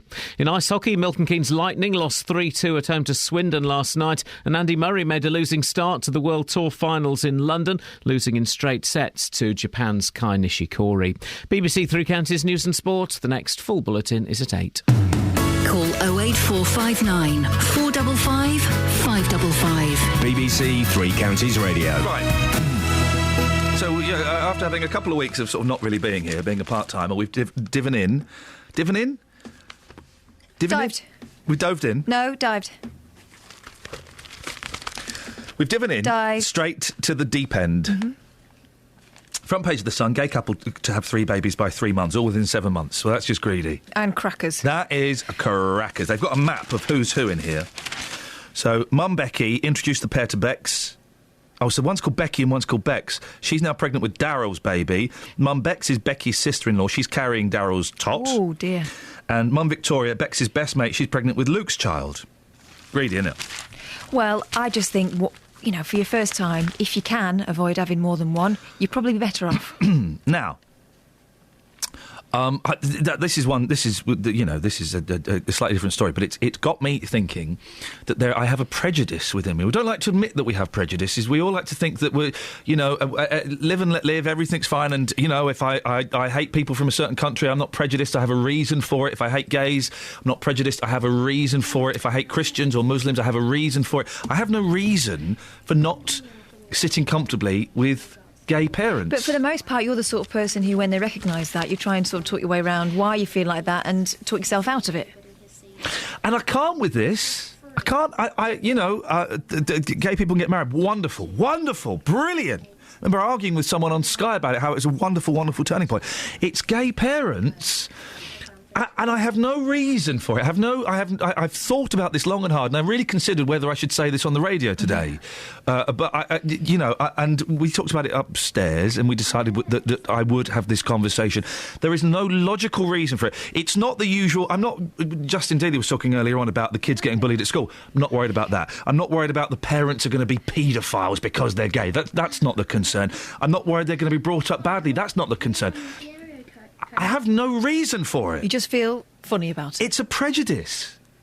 Isn't that funny? It is very odd because, as I've said to you, I just think that if they are committed to each other and they love each other, why not? It's the most natural thing. I know it's not natural. But it's not natural. That's the thing. It's literally not the true definition of the word. But it's not natural for 2 gay men to have kids. But it's natural to want to raise a family with the person you love. That's what I was about to say. Can you help me get my head around this? Maybe you agree for whatever reason. Maybe it does. For whatever reason, you don't think that gay couples should have kids. 08459 455 555. Or maybe you strongly feel they should. Tell me why I'm wrong. I know I'm wrong. I know I'm wrong on this. And I know that I'm prejudiced. And I know that it must come from somewhere deep within. It must come from genetic, from something my parents said when I was a kid, from somewhere. Do you think it's that somewhere inside you feel that 2 dads can't cut it? There's 2 mums as well. Wow. 08459 455 555. I would like to, by 9 o'clock, either have changed my mind, don't think that's going to happen, or at least know why or be closer to knowing why I think this. Peter's in Walmer Green. Morning, Peter. Good morning. What do you have a whinge about today? No, not a particular whinge. When you're talking about a gay couple adopting a child, yes, really and truly, you're talking about them as two men. Now, I used to, as a teenager, go to a pub because there was a lot less trouble in the pub, and it was a gay pub. Yep. And I'm not gay myself, but they was the sweetest people you could ever wish to meet. Very feminine. They would look after themselves if someone was taking the mickey, but they were very, very feminine. Now, you're thinking in terms of two men. They're precisely not that. They are not that. Well, what are they? Well, their gender is what they're born with. Yeah. And they've got more feminine traits than some women. They have got a lot of feminine traits. Okay, what about two lesbians then? It sits uncomfortably with me two lesbians having a baby. Well, yes, because you're thinking in terms of they're a problem because of their gender. They're not. They're really not. When I used to go to that pub, those people were the sweetest people you ever wish to meet, with very little trouble in the pub, and that's why we used to go as teenagers, and we was treated very, very well in there. I bet you were. Well, we're not. No, and I'm not talking about any innuendo either. I'm not talking about any innuendo. In your endo. No, I'm not. But yes. What I was just saying. Just think of those two people as feminine. Now you would have no prejudice. But not all gays are feminine, Peter. Well, if they're true gays, they are. I'm telling you, they are. Okay, so there's a lot of butch men out there thinking, oh, right, maybe I'm not real gay. Well, you're talking in terms... The exhibitionists, I don't like them in women or men, but there are exhibitionists. Thank you very much, Peter. Not true gays if they're not feminine. Right, okay. Yeah, Peter, thank you. All right, listen, I'm not going to laugh, actually, because that's unfair, because we're being honest today. And this is one of those conversations it's quite tricky to have. It's quite a difficult one to have, isn't it? I think in his own way he was defending. Yes, he was, and he was doing a cracking job. It could be argued that that's another prejudice, but a harmless prejudice. There's possibly an element there of them having endured more as men growing up, and maybe they are more sensitive because of what they've been through. But that's a massive generalisation, isn't it? Caroline on Twitter says, is it because the child will be denied father or mother relationships in either case? No. Because you can't guarantee that anyway. No, single parents I think are great. They do a cracking job. Parents where someone has left or has died or is just a dodge pot. Yeah, that's fine. It's just... I keep going back to this word natural, which is a really horrible word because, hey guys, what is natural? But it's not natural for two men to have a baby. It's not natural for two women to have a baby. There'll be people listening who have natural, quote-unquote, natural parents who they don't see anymore because they were a nightmare. Yeah. There are no guarantees in this, are there? Sometimes being the child of someone who's really had to think long and hard about how they're going to get to the point where they'll be parents, you end up with a better parent. 08459 455 555. By the way, if you want to phone up and if you're hearing homophobia coming out of your speaker and you want to phone up and have a pop, then please do, because let's deal with this like adults, shall we? I'm not afraid of you phoning up to have a go. Do you want some texts? Yeah, go on. Okay, we've got one anonymous here. Parents are meant to be a male and female. It's unnatural and wrong. Simple. Read that again. Parents are meant to be a male and female. It's unnatural and wrong. Simple. See, it is unnatural by the literal definition of it.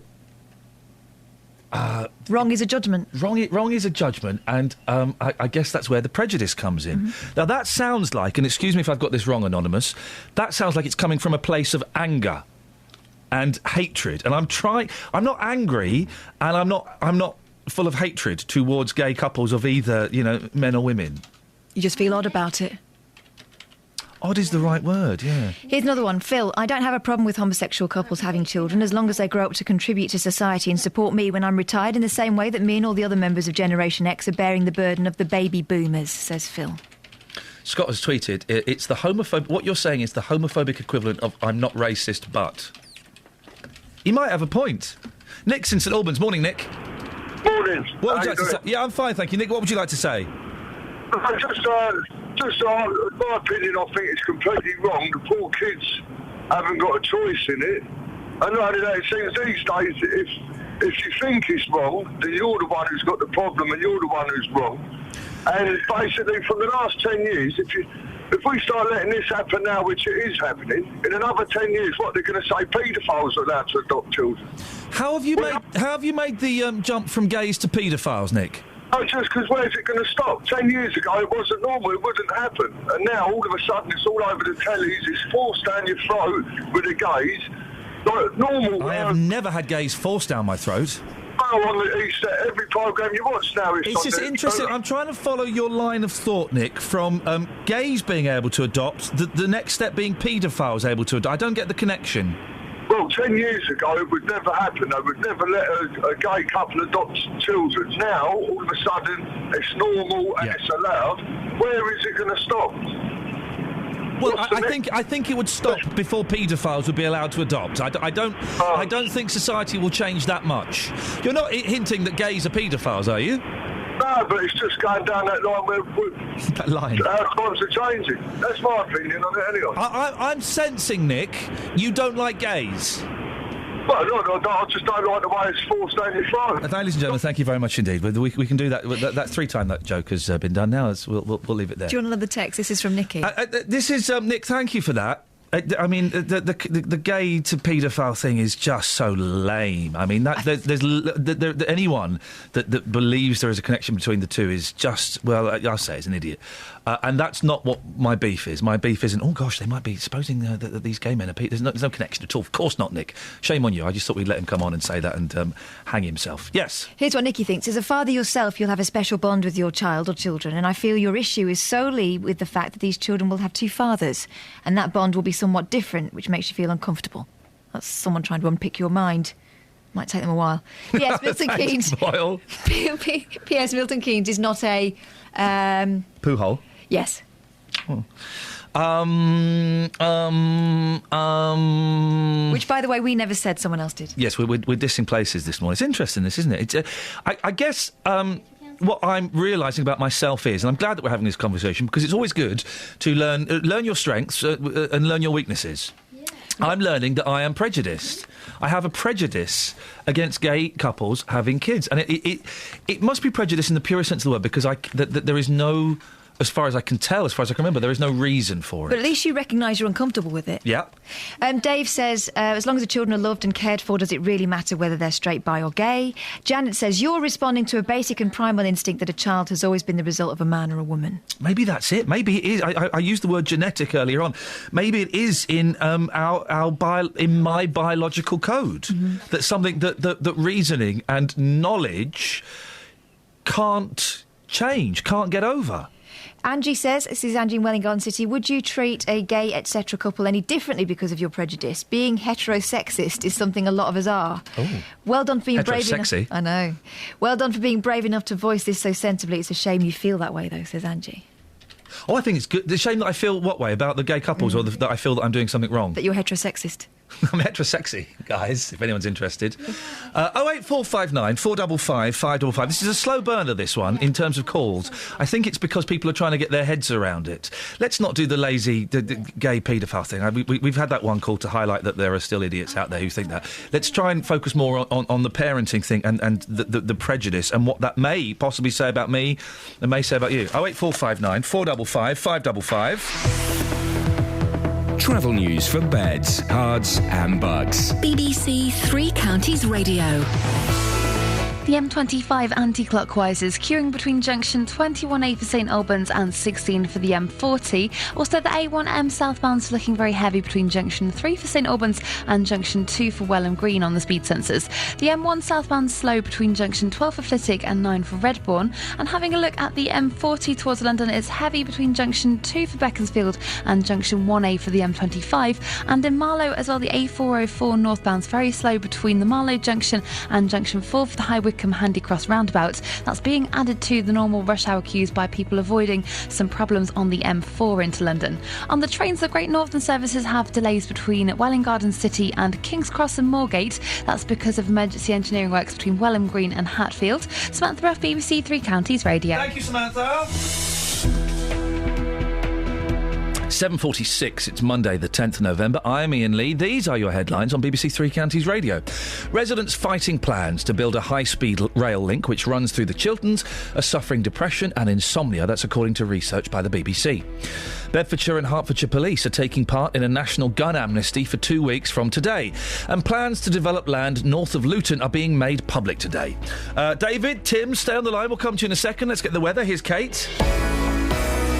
Beds, Herts and Bucks weather. BBC Three Counties Radio. Good morning. 1 or 2 showers around this morning, particularly the further west you go. It looks like they get stuck there, though parts of Buckinghamshire, perhaps part of Bedfordshire as well.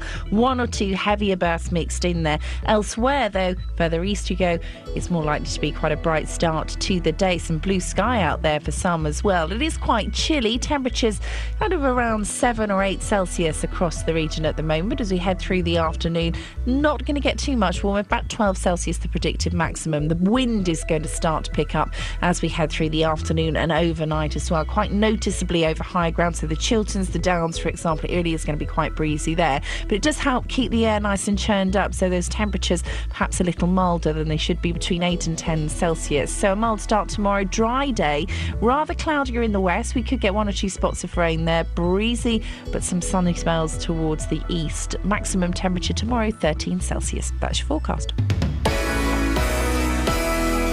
Every weekday morning, local opinions. Well, I think it's a very difficult proposition. You really cannot allow your heart to rule your head. Local stories. I wanted to call my house Hardcore Mansions. They refused that on 2 separate occasions. I wasn't leaving the house through the fear as to what I would find when I came back. Local life. I bought a car within 3 months. It's rusty. They said that the deposit would be forthcoming. It wasn't. The JVS Show. Weekdays from 9 on BBC Three Counties Radio. If you hear a whisper, give us a shout. Iain Lee. BBC Three Counties Radio. Morning, this is Iain Lee, BBC Three Counties Radio. I'm trying to get my head around a prejudice that I have. It turns out I'm prejudiced. Isn't that interesting?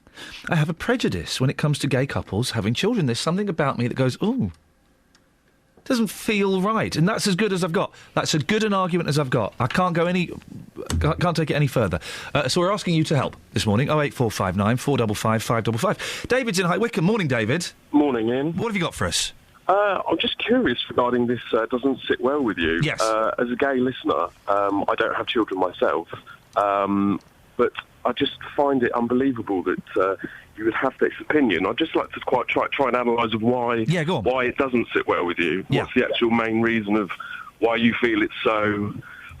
did you use the word unnatural? Does it feel unnatural to you? Well, I use the word... It's not natural in the literal sense of the word, in as much as biologically it's not natural. Sciencely, it's not in the science sense.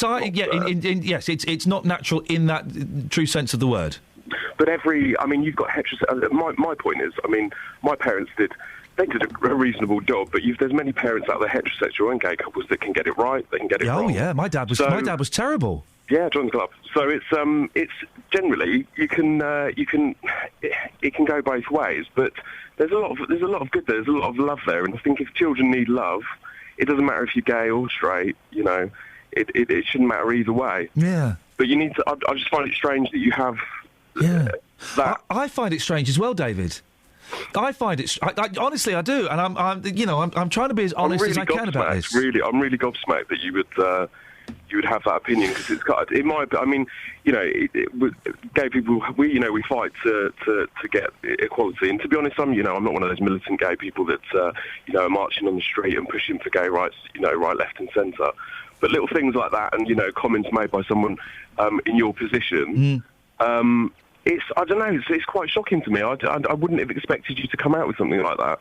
You're of course you're entitled to your opinion running the show and what have you. Well, the thing is, David, I don't think it's. Listen, I'm surprised as well. I don't think it's an opinion, because an opinion comes through. I think we get opinions. We pick them up from people around us, but then as we get older, we kind of think through opinions. So the opinions I have come from a point of experience, a point of knowledge, and I've worked through it.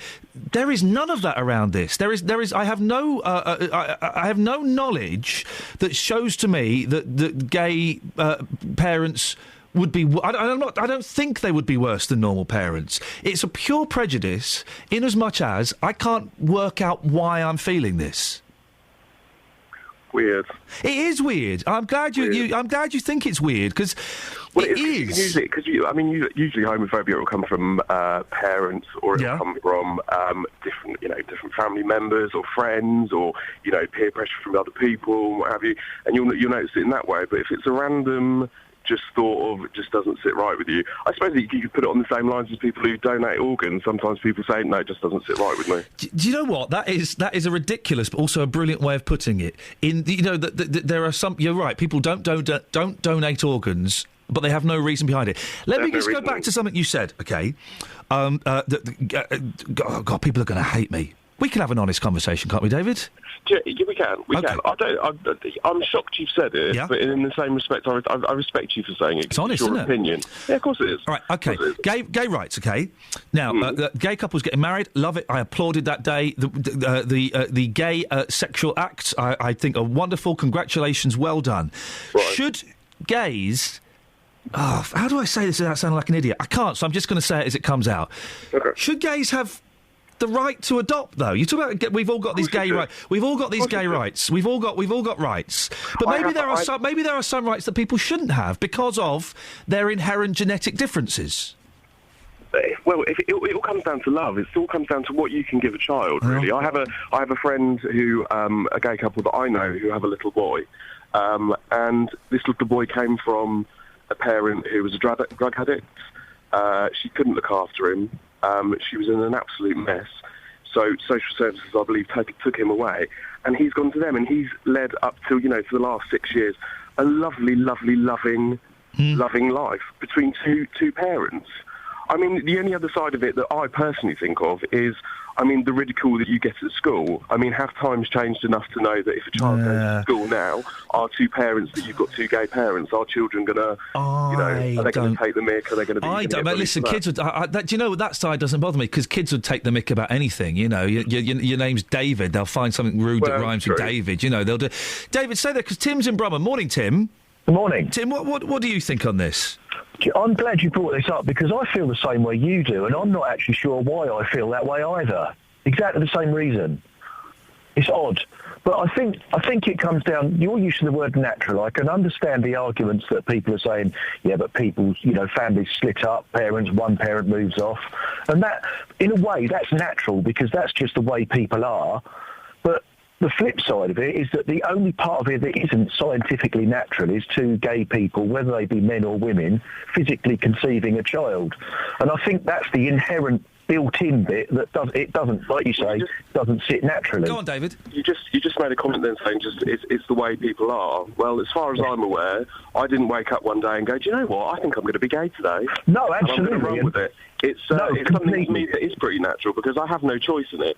And if you ask any other gay person if they wanted to pick to be gay, if that was an easier life for them, David, they would say, completely. Actually, no, they wouldn't. Go on, Tim. And I fully support you in your life choices, or not life choices, because it's not a choice.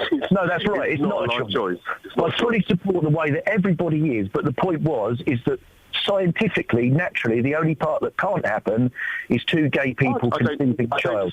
I don't disagree with that at all. It's odd. Scientifically, it's completely, that's actually factual. But at the end of the day, you could have, as we've shown, people who can have children and then give those children away to anybody can show that they can still have a loving childhood. Tim, stay there. Louise wants to have a word. Morning, Louise.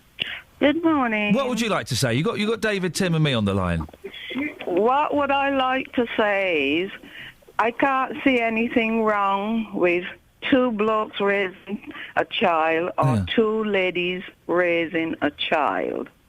Because those two blokes, yes, if they did choose to go and have a one-night stand somewhere to impregnate someone, they can take their child and raise it. Yeah. That is why there's so many children in the homes in England, because it's a prejudice. Because I was a single woman, and I went to adopt a child, and they tell me I couldn't have the child, they have to have a man in the house. Oh, because you were single? Yes. And my brother was living in my home. Yeah.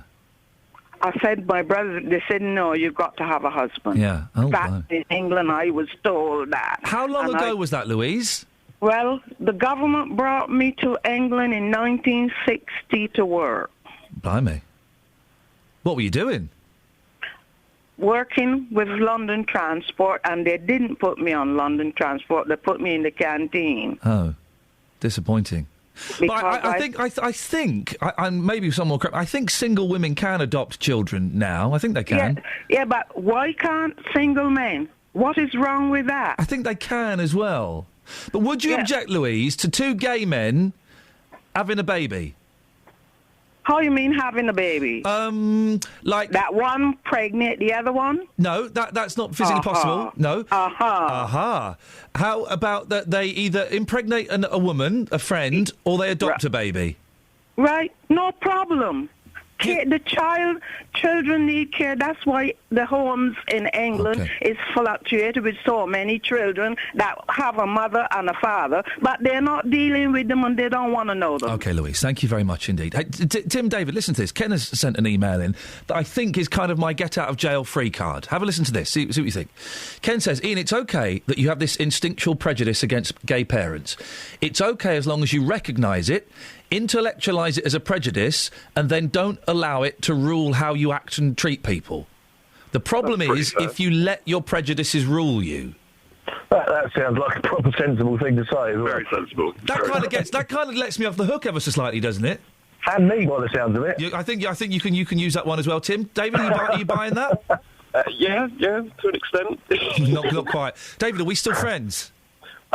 We are, yes. Okay. Thank you. It's interesting, though, and not trying to throw the cat amongst the pigeons. Well, I am, I suppose, a little bit. Here we go.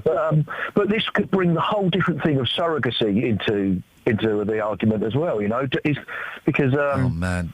I know, I just thought I'd throw it out there, because I've got to go to work. Go to work. David and Tim, thank you. Surrogacy is another thing I don't get. Oh, now, come on. Seriously, that's weird, isn't it? Isn't it? 08459 455 555. David, Tim, Louise, thank you. Ken, thank you for your email. Travel news for beds, cards and bugs. BBC Three Counties Radio. There are some problems into London on the M4. That's causing it to be quite busy as a result on the M40 into London, with people avoiding that. So it's very slow between junction 5 for Stoke-on-Church and junction 1A for the M25. Also in Marlow, the A404 northbound's very slow between the Marlow junction and junction 4 for the High Wycombe Handycross roundabout. And in Beaconsfield, the Amersham road's very slow between Bottrells Lane and the A40 London Road. Having a look at the speed sensors on the M1 southbound, and it's very slow between junction 12 for Flitwick and junction 9 for Redbourne, and the M25 anti-clockwise is looking slow at the minute between junction 24 for Potters Bar and junction 23 for the A1M. In Cheshunt, the A10 towards London is very slow between Great Cambridge Road at Turnford and the M25 junction 25 for Enfield. And on the trains, Great Northern have delays between Welwyn Garden City and King's Cross. That's because of emergency engineering works going on between Welham Green and Hatfield. Samantha Breff, BBC Three Counties Radio. Oh, you're good. Local and vocal across beds, hearts and bucks. This is BBC Three Counties Radio.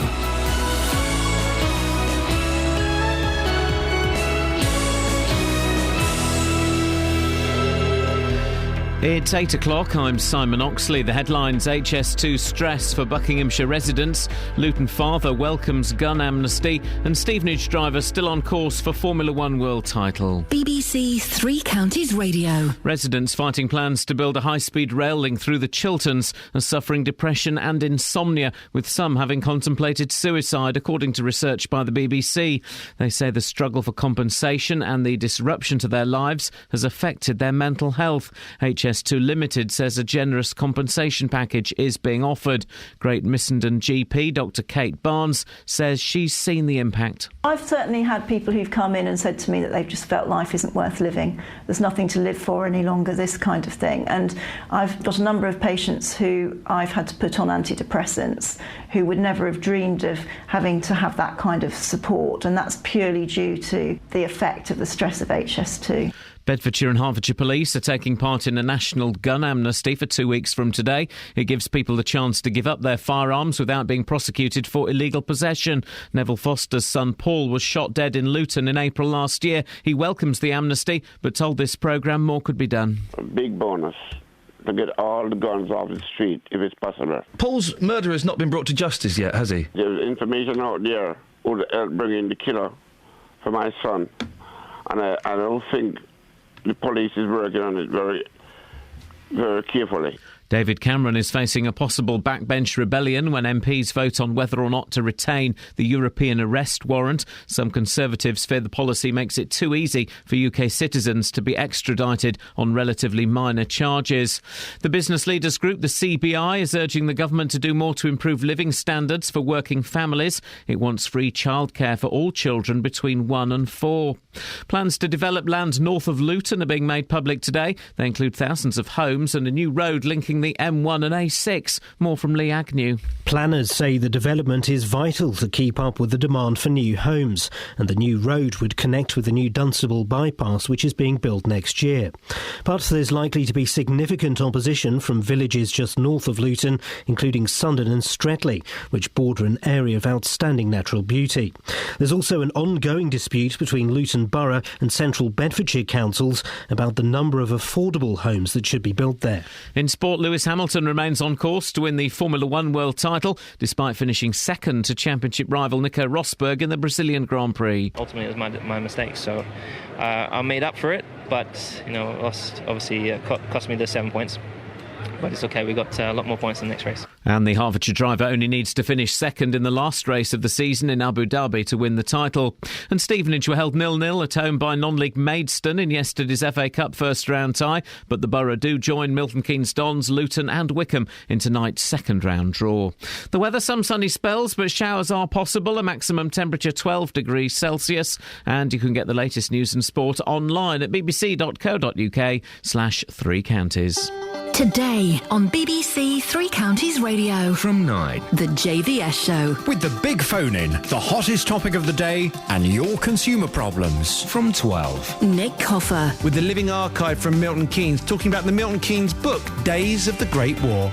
From 3. Roberto Perroni. I'm here with a roundup of the day's news, the latest travel and your stories. From 6. Three Counties Sport. With a look back at the weekend's action and taking a look at the grassroots sport across Beds, Herts and Bucks. Today on BBC Three Counties Radio.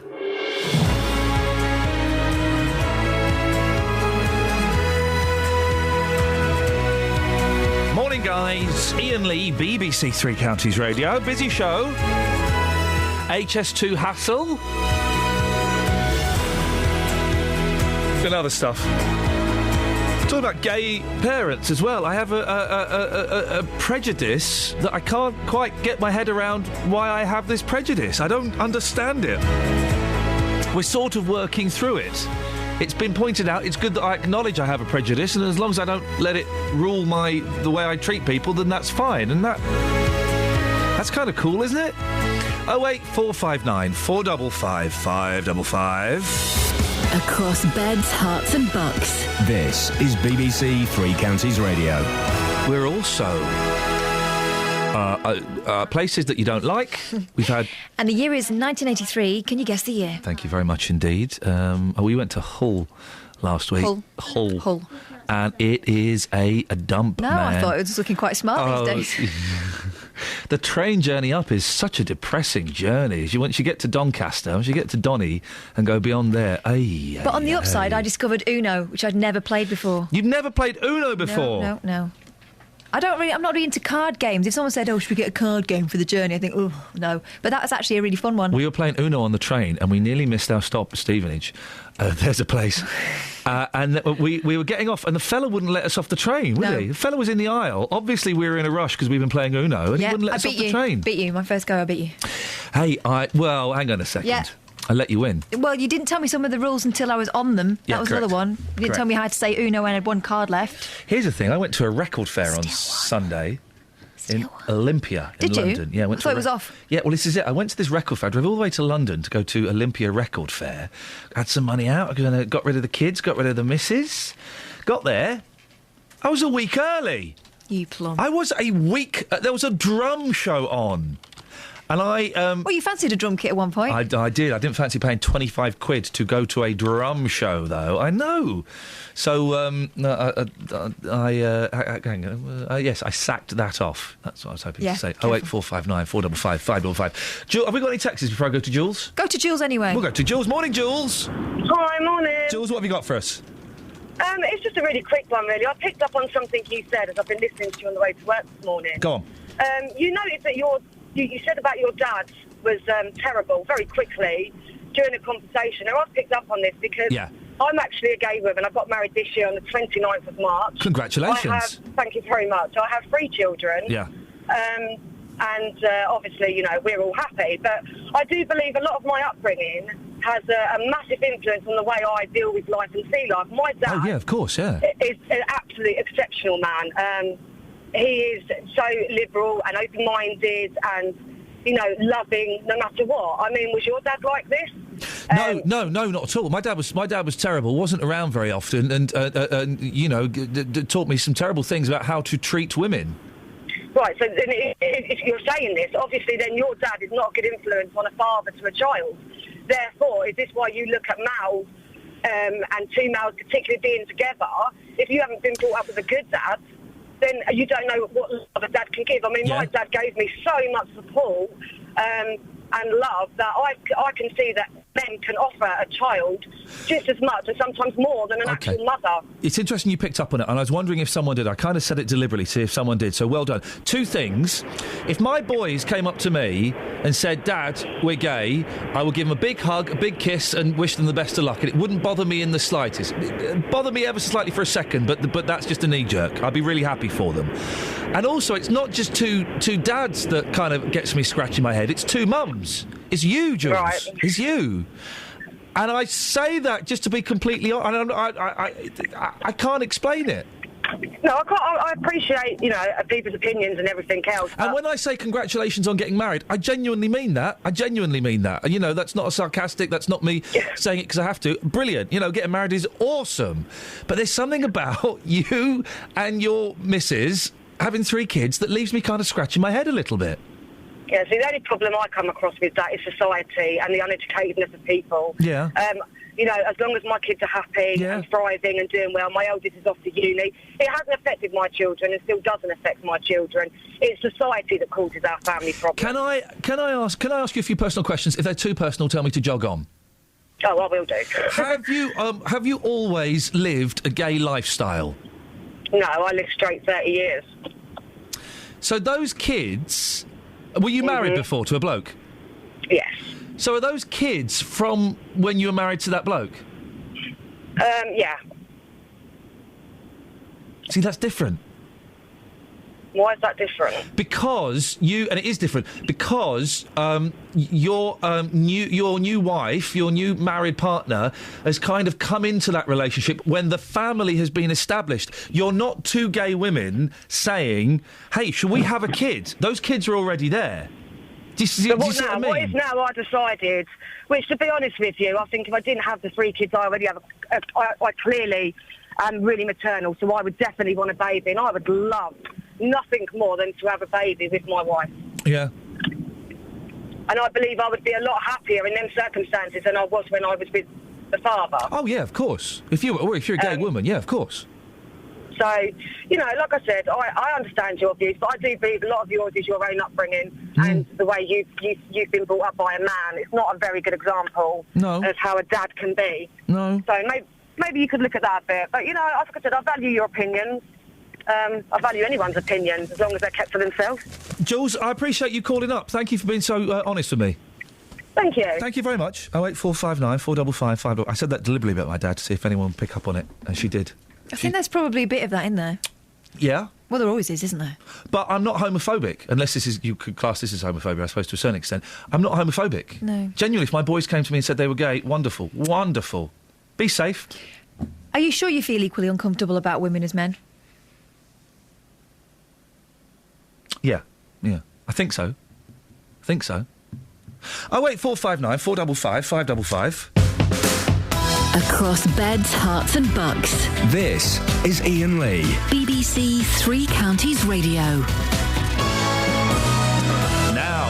Residents fighting plans to build a high-speed rail link which runs through the Chilterns are suffering depression and insomnia, with some having contemplated suicide. That's according to research by the BBC.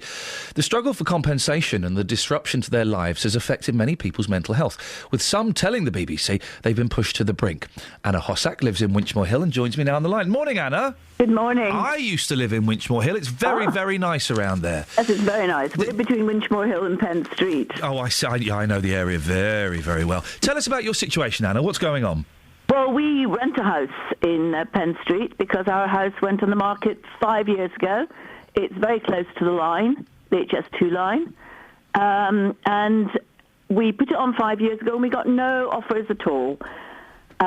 We prepared our case for extraordinary hardship in 2012.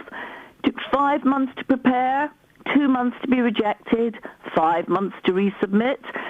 We got confirmation that we'd been accepted in 2013. Fantastic. But offer wasn't.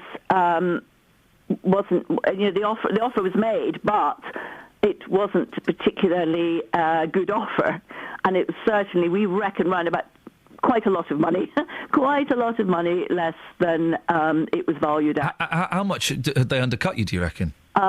Probably about 200,000. Oh, is that all? Yes, is that. Blimey. And we're not, I work in education, my husband's retired, he's late 60s. We are not landowners by any means. We have a very high mortgage. You want a fair price for what you've been working towards all your life? Yeah.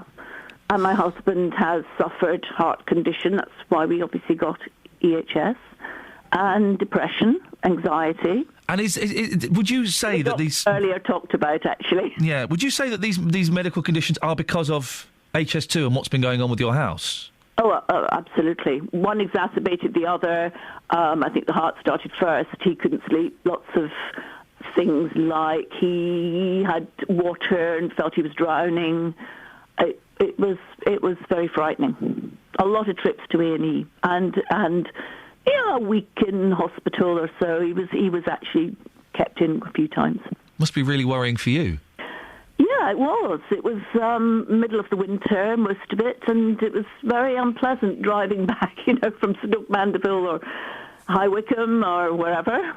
Yeah, very interesting. I mean, is he on medication? Has your doctor been able to help with the stress and the anxiety around this? Yes, but what can they do? This is an area of outstanding natural beauty, and whether we bought a house hoping we would downsize and retire, we're stymied. We can't move. It's not a case of being able to sell eventually. We will never be able to sell it, so we are stuck. And I think that's the biggest problem for people here. They are absolutely stuck. They cannot move. And there's a conspiracy of silence in lots of ways, because they'll talk to the doctor confidentially about their finances, but will they talk to you? Probably not. Have you spoken to HS2 about this, about the impact it's having? Oh, yes, obviously, because... Sorry, I don't mean to be rude. No. Because we got extraordinary hardship. Yeah. Clearly, we fell into the criteria, but it took us a long time, and it was a bit like War and Peace. It took a long time. I said 5 months to prepare on both occasions, so 10 months to prepare a document. And where are you now, Anna? They're 200 grand under what you think your property is worth. Is that it? Is there another stage? No, they will not meet. They will not discuss. They had valuers in, and the valuation, we got an independent surveyor in to do a valuation, and he came in at around, I think, 175,000 over the government's valuers. And our Halifax, our mortgage company, valued it at over that.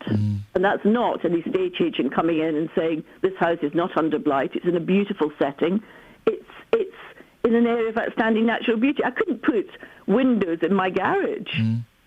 So imagine my surprise when they ran a train near it. Anna, listen, I wish you and your husband both the best of luck, and I hope his health picks up. Thank you. Thanks for sharing your story. I really appreciate that. Oh dear, what a horrible situation. 08459 455 555. Travel news for beds, cards and bugs. BBC Three Counties Radio. There are some problems heading into London on the M4, so that's causing long delays on the M40 into London. It's very slow between junction 5 for Stoke-on-Church and junction 1A for the M25. Also very slow in Marlow on the A404 northbound between the Marlow junction and junction 4 for the High Wycombe Handy Cross roundabout. So in Beaconsfield on the A355 Amersham Road, it's looking very slow between Buttrell's Lane and the A40 London Road. In Toddington, Church Square's very slow in both directions at Park Road, with queues to the M1 junction 12 for Flitwick and to Chelgrave Road through the roadworks there. Looking at the motorways, the A1M southbound's very heavy between St Albans and junction 2 for Welham Green, and the M25 anti-clockwise is very slow between junction 24 for Potters Bar and junction 23 for the A1M. Having a look at the trains on Great Northern, still have some delays between Welwyn Garden City and King's Cross and Moorgate. That's because of overrunning emergency engineering works between Welham Green and Hatfield. Samantha Bruff, BBC Three Counties Radio.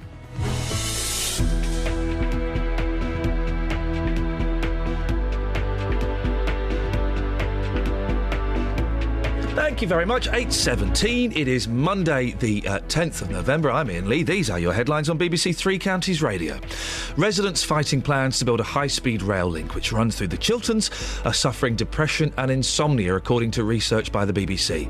Bedfordshire and Hertfordshire police are taking part in a national gun amnesty for 2 weeks from today, and plans to develop land north of Luton are being made public today. BBC Three Counties Radio.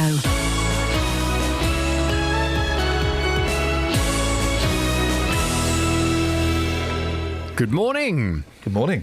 That'll be me then. Thanks very much. Yeah. Oh, you're sounding a bit croaky again. I am a bit croaky. I've got a 3-hour voiceover session to do today. They're going to ask for their money back.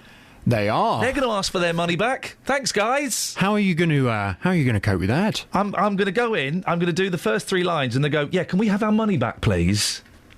That's what's going to happen. Will the voiceover session pay more than this morning's show? Yes. So why did you...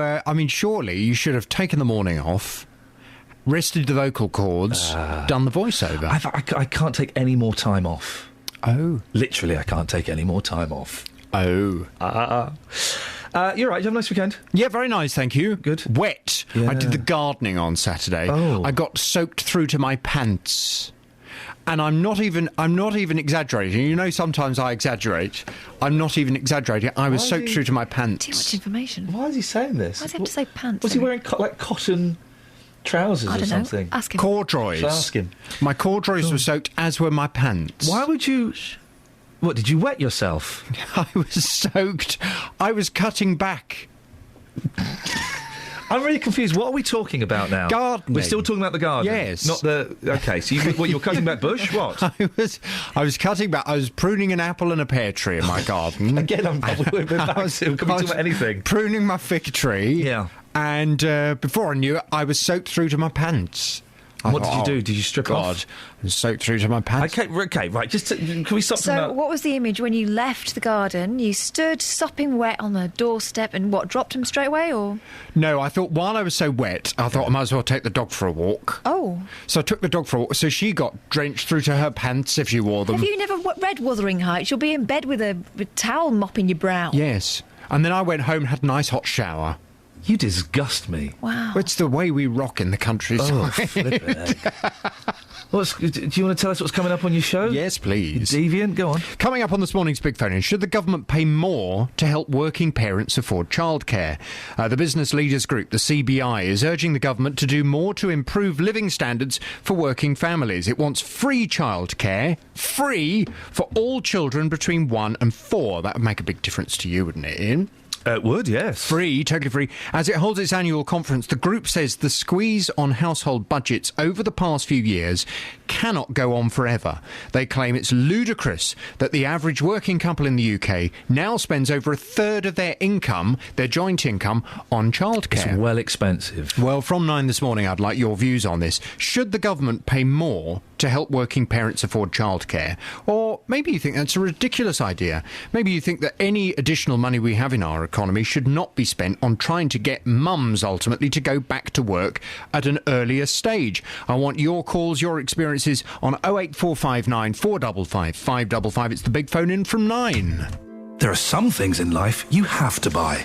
1 loaf of bread, 2 pints of milk. Some things you'd like to buy. There you go, madam, your brand new 80-inch TV. And some things money just can't buy. Here's the venue for your dinner date with George Clooney. Until now. This year, for Children in Need, we're giving you the chance to take part in a very special auction. Sold to the man on the phone from Buckingham. We're selling some amazing experiences to raise money for causes all over Beds, Herts and Bucks. Keep listening every day this week for all the details. Our charity auction for Children in Need starts Friday morning from 6 here on BBC Three Counties Radio. Across Beds, Herts and Bucks. This is Iain Lee. BBC Three Counties Radio. Let's be having you. You're nicked. Police don't say what's going on here anymore, do they? I don't think they ever did. No, they did. They never said hello, hello, hello. No, they never said that, but they used to say what's going on here then. No, they did. Of course they did. If you saw some young tearaways doing something, putting something in their pocket, first thing you'd say is, so lads, what's going on here then? My friend is a Spanish policeman. Oh, right. And they were having some English football fans come into Seville. Beautiful. And I taught him the phrase that pays. Oh, yeah. So now my friend Cesar... What? Cesar... That's not a name. Yes, it's like Caesar. Cesar. Cesar. Mm-hmm. Cesar. Cesar Ignacio. Oh. Anyway, my friend Cesar, who's about 6'4", and very handsome, yeah, knows how to put his hand on a felon's back and say, "You're nicked, mate." I thought that will disarm them. If I was called Jesus, I would call myself Jesus. I know a number of Jesuses. But why don't they call themselves Jesus? They do. I mean, that's how they say it. No, they don't. They say Jesus. Because that's how they say it. Well, they should say Jesus. Well, they do. That's how they say it. But they say Jesus. So that's what they call him. Exactly. So they should call themselves Jesus. Well, they do. Thanks very much indeed. Across Beds, Herts and Bucks. This is Iain Lee. BBC Three Counties Radio. Police forces in Beds and Herts are taking part in a national drive to rid the UK's streets of firearms. Operation Calibre will run from today until the 21st of November and will give people the chance to surrender their guns without being prosecuted. For Hertfordshire, it's their first firearms amnesty since 2003. And joining us now is Chief Superintendent Jane Swinburne from Herts Police. Morning, Jane. Morning. Is Hertfordshire a safe county? Hertfordshire is a very safe county. Then why do we need a gun amnesty? Well, this is part of a national coordinated approach where we are looking to make Hertfordshire even safer by reducing the number of illegal firearms on our streets.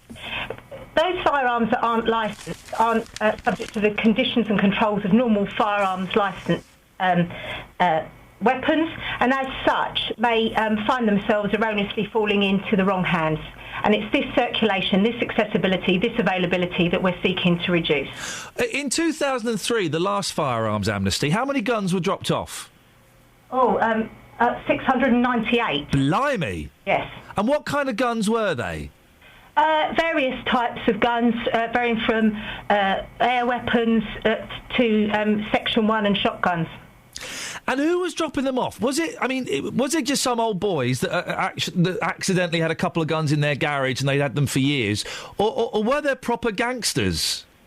Well, in fairness, in terms of the 2003, I can't really say too much about the profile in that. There would have been a mixture, and what we're expecting and what we've seen in other amnesties more recently held is that there's been a mixture of people who've come forward, because many people will be law-abiding members of the public who may have antiques or heirlooms who, due to recent legislative changes, may not even be aware that they've got an unlicensed firearms. Because, firearms licensing legislation is really complex, and that is why Hertfordshire set up an advice line, 01707 806 126, and that number is on our website, because we wanted the public to come forward and have an opportunity to get advice just on that subject. Because if they are in possession of something that may be illegal, they may wish to surrender it, or they may wish to find out how they can become legal by obtaining obtaining a licence. I suppose the people that are sitting at home going, oh, blimey, I wonder if our gun's legal. How do we... Those aren't the ones you're necessarily worried about, though, are you? It's the dodgepots running around, shooting off guns on various parts of the towns. Well, I have concerns about both lots of people, actually, Iain, because actually if people aren't aware of licence conditions and security arrangements around those sort of weapons, they can be obviously not secured properly and may find themselves in the wrong hands, and so can be equally as dangerous. OK. Well, if people want to find out more, where do they go, Jane? Happy to tell you. We have an advice line on 01707 806 126. That's 01707 806 126. If they go on to the Hertfordshire Constabulary website, the details of that phone number are on there. The website is www.herts.police.uk/amnesty. There's also an email address. Now that advice line is going to be staffed. We've put on specially dedicated staff throughout the amnesty and will be staffed from 8 a.m. to 8 p.m. We've got several methods by which people can surrender their firearms. We can arrange for home visits. Also, people may wish to come in to the police station when we've got 4 available where there is the opportunity to surrender anonymously if they wish to, and that's at Hatfield, Hoddesdon, Stevenage and Watford. Jane, listen, I wish you the very best of luck. Chief Superintendent Jane Swinburne from Herts Police. Across beds, hearts and bucks. This is Iain Lee. BBC Three Counties Radio. Gay parents. I feel I'm prejudiced, and I'm surprised and disappointed I'm prejudiced. Nick's in Baldock. Morning, Nick.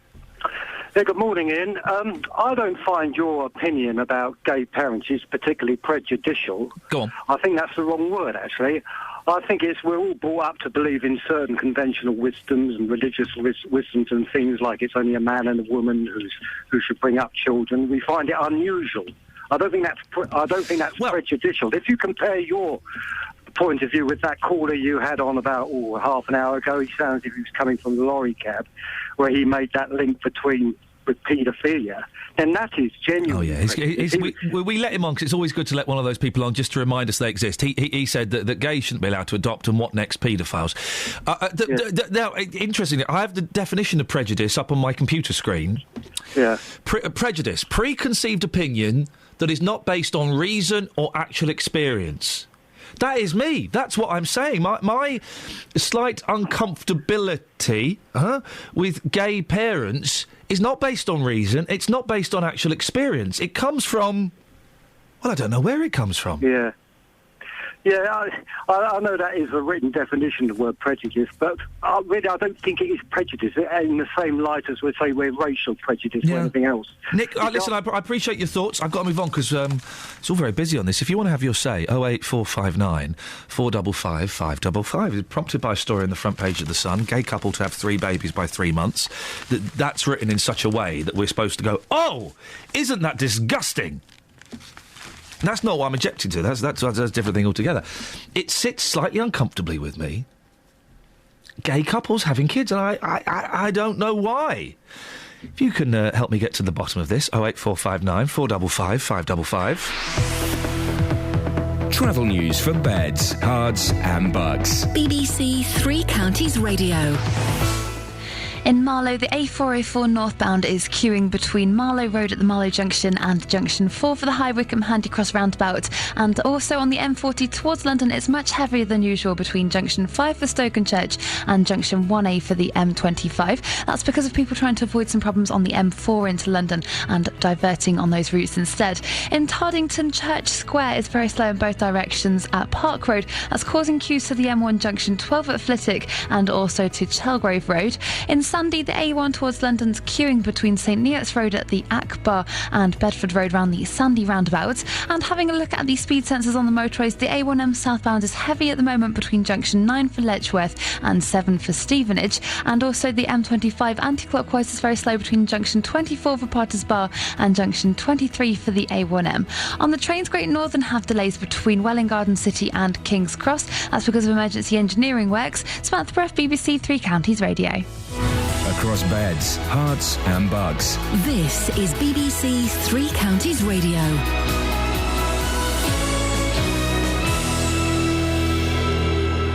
It's 8:30. I'm Simon Oxley. Residents fighting plans to build a high-speed rail link which runs through the Chilterns are suffering depression and insomnia, with some having contemplated suicide, according to research by the BBC. Bedfordshire and Hertfordshire Police are taking part in a national gun amnesty for 2 weeks from today. And the business leaders group, the CBI, is urging the government to do more to improve living standards for working families. It wants free childcare for all children aged between 1 and 4. Three Counties Sports. BBC Three Counties Radio. Lewis Hamilton remains on course to win the Formula One world title despite finishing second to championship rival Nico Rosberg in the Brazilian Grand Prix. And the Hertfordshire driver only needs to finish second in the last race of the season in Abu Dhabi in a fortnight to be crowned champion. More from James Allen. So the Formula One World Championship goes down to the final round, as most people predicted it would, with Lewis Hamilton 17 points ahead of his Mercedes teammate Nico Rosberg and 50 points available for the win. Hamilton has won 10 races to Rosberg's 5, so it would seem an injustice on one level if he misses the title due to the controversial double points rule, but he can have no complaints about yesterday's result, where he threw away the chance of the win with a spin at half distance. In football, Stevenage drew 0-0 at home to non-league Maidstone in yesterday's FA Cup first-round tie at the Lamex Stadium. They will replay at the Ryman Premier side next week, but the Borough do join Milton Keynes Dons, Luton and Wickham in tonight's second-round draw. Luton manager John Still says a cup run can be combined with the promotion push. The FA Cup and the league, are full attention, 100%. Because, it can be a money spinner, can't it? You can get in, whoever you get in the next round, there's TV money floating around. No, absolutely. So as far as I'm concerned, we need to approach this competition as we would, a football league match. So, as far as I'm concerned, absolutely 100%. And the second round draw is live on BBC Two tonight from 7 o'clock. In yesterday's Premier League matches, Arsenal conceded 2 late goals to lose 2-1 at Swansea. Tottenham lost 2-1 at home to Stoke. Newcastle won 2-0 at West Brom. Sunderland and Everton drew 1-1. In ice hockey, Milton Keynes Lightning lost 3-2 at home to Swindon last night. And Andy Murray made a losing start to the World Tour finals in London, losing in straight sets to Japan's Kai Nishikori. BBC Three Counties News and Sport. The next full bulletin is at 9. Across beds, hearts and bucks. This is BBC Three Counties Radio. Mr. Davalina, Mr. Bob Davalina, Mr. Davalina, Mr. Bob Davalina. Zilch, China Clipper calling Alameda. China Clipper calling Alameda. Zilch, China Clipper calling Alameda. Self-defense. Never mind the furthermore, the plea is self-defense. Never mind the furthermore, the plea is self-defense. It is of my opinion that the people are intending. It is of my opinion that the people are intending. It is of my opinion that the people are intending. It is of my opinion that the people are intending. It is of my opinion that the people are. It is of my opinion that it is of my people that the Timothy. Never mind the furthermore, the plea is It is my opinion that the people are intending. It is my opinion that the people are intending. It is my opinion that the people are intending. It is my opinion that the people are intending. It is my opinion that the people are intending. It is my opinion that the people are intending. It is my opinion that the people are intending. It is my opinion that the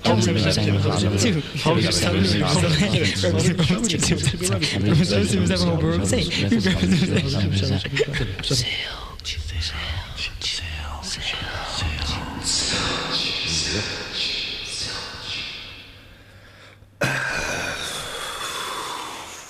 Nice one. David's in Cyprus. Morning, David. Good morning, Ian. That was weird. I felt like I was getting some kind of brainwashing then. What do you mean? It was just the news with Simon. Well, that was very strange, and maybe I was getting some kind of brainwashing. Anyway. Just the news with Simon Oxley. No brainwashing going on there, fella. Away you go. Kill the president. Huh? Yeah. What? Kill the president. Anyway, yes, David. I feel like I know you an apology. Probably. Go on. What have you done? Well, I called in a couple of weeks ago. I was on your podcast-only listener. Yeah, we had a little feature, podcast-only listeners call in. David called in. If I remember correctly, David, you sucked the life out of the show. Absolutely, That was you, yeah. That was you. I was put on the spot, and I didn't know what to say. And what I did come up with was complete and utter rubbish. Yeah. So how are you going to rectify that situation?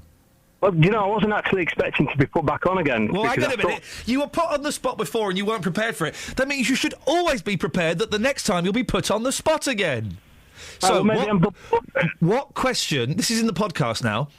What question would you like to ask the podcast listeners so that they can call in next week or whenever they hear the podcast with an answer?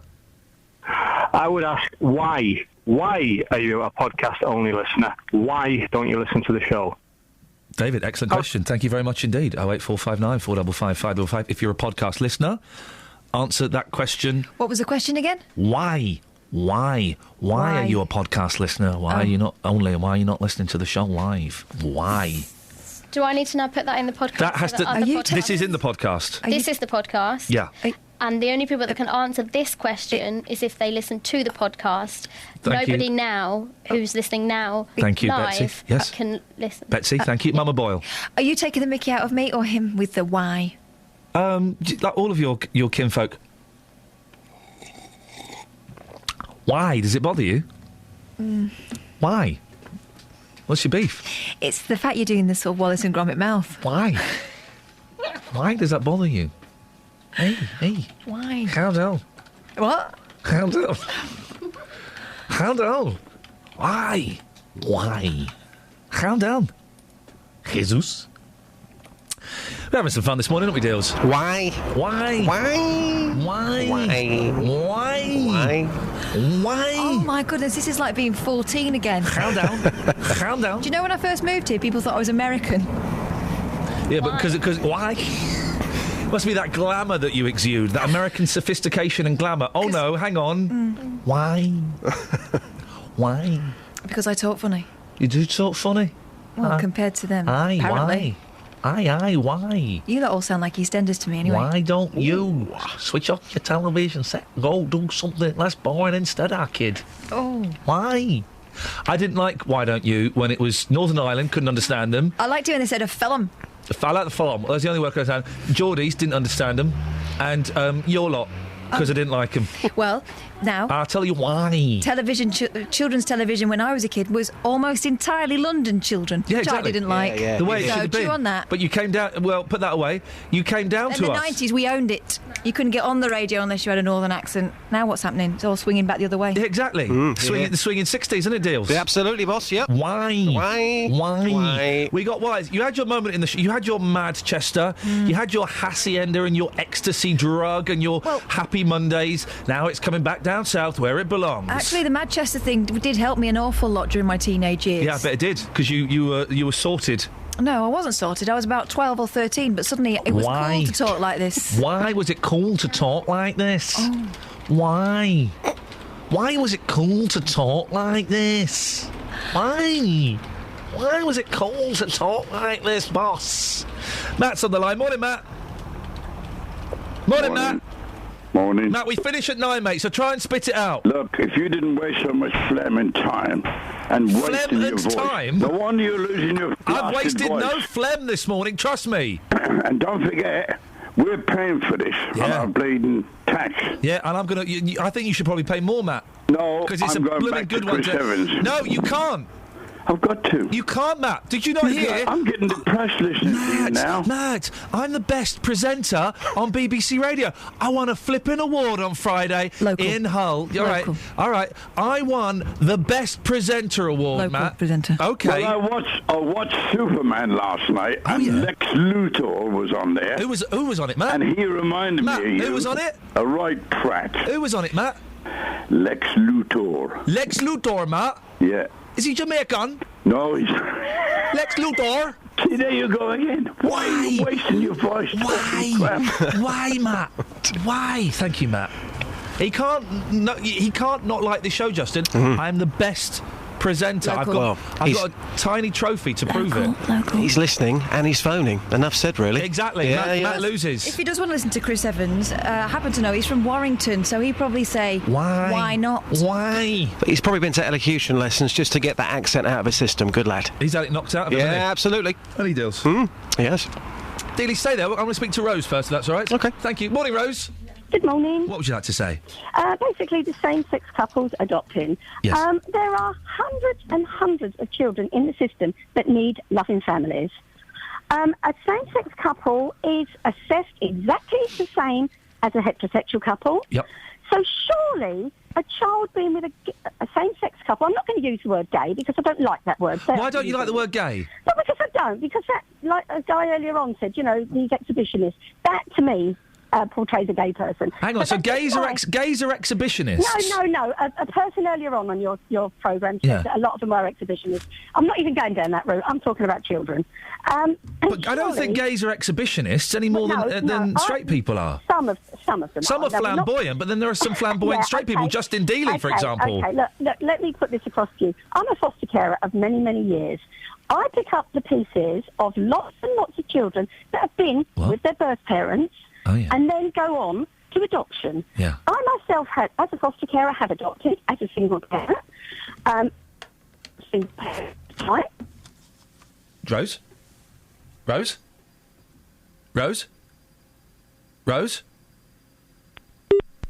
think that's the end of Rose. It's a shame. It's a shame. It's a good point. Yeah, and you mentioned about me being flamboyant. A lot of people actually think I am gay. I'm not gay, but if somebody says to me, "Oh, you're gay," I actually take that as a compliment.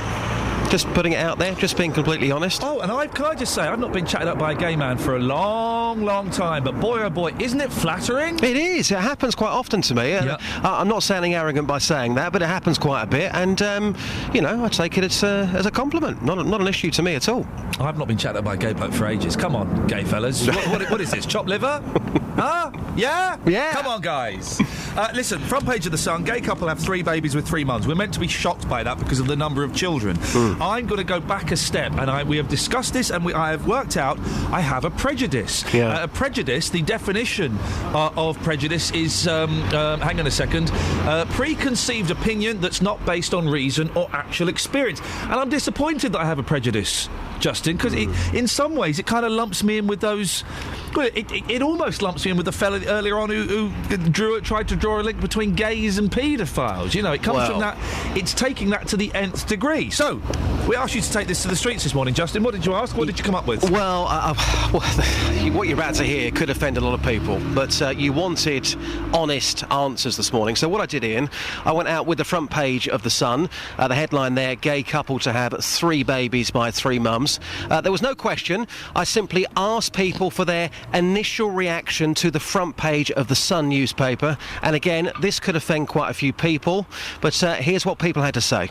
Disgusting. Tell me why. Well, they shouldn't be allowed to. They might interfere with the kids. Are you homophobic? No. Sounds to me like you are. No. If you've got 2 parents who really love those 3 children, what's the issue? I'm sorry if they stick to their own, but when the children involved, I'm not very happy about that. You know, to stick to their own, fair enough. Like, you know, as long as they stick to their own, wow. Yeah, well, if they stick to their own sort of people, but not when there's children involved. Nah, I don't agree with that one 100%. Well, I'm against it because I'm Christian, but it's people's decisions, and because I'm taught not to judge, so they have to do what they want. But if they're going to show those children love, and if they're going to care for those children, then there's nothing wrong with it.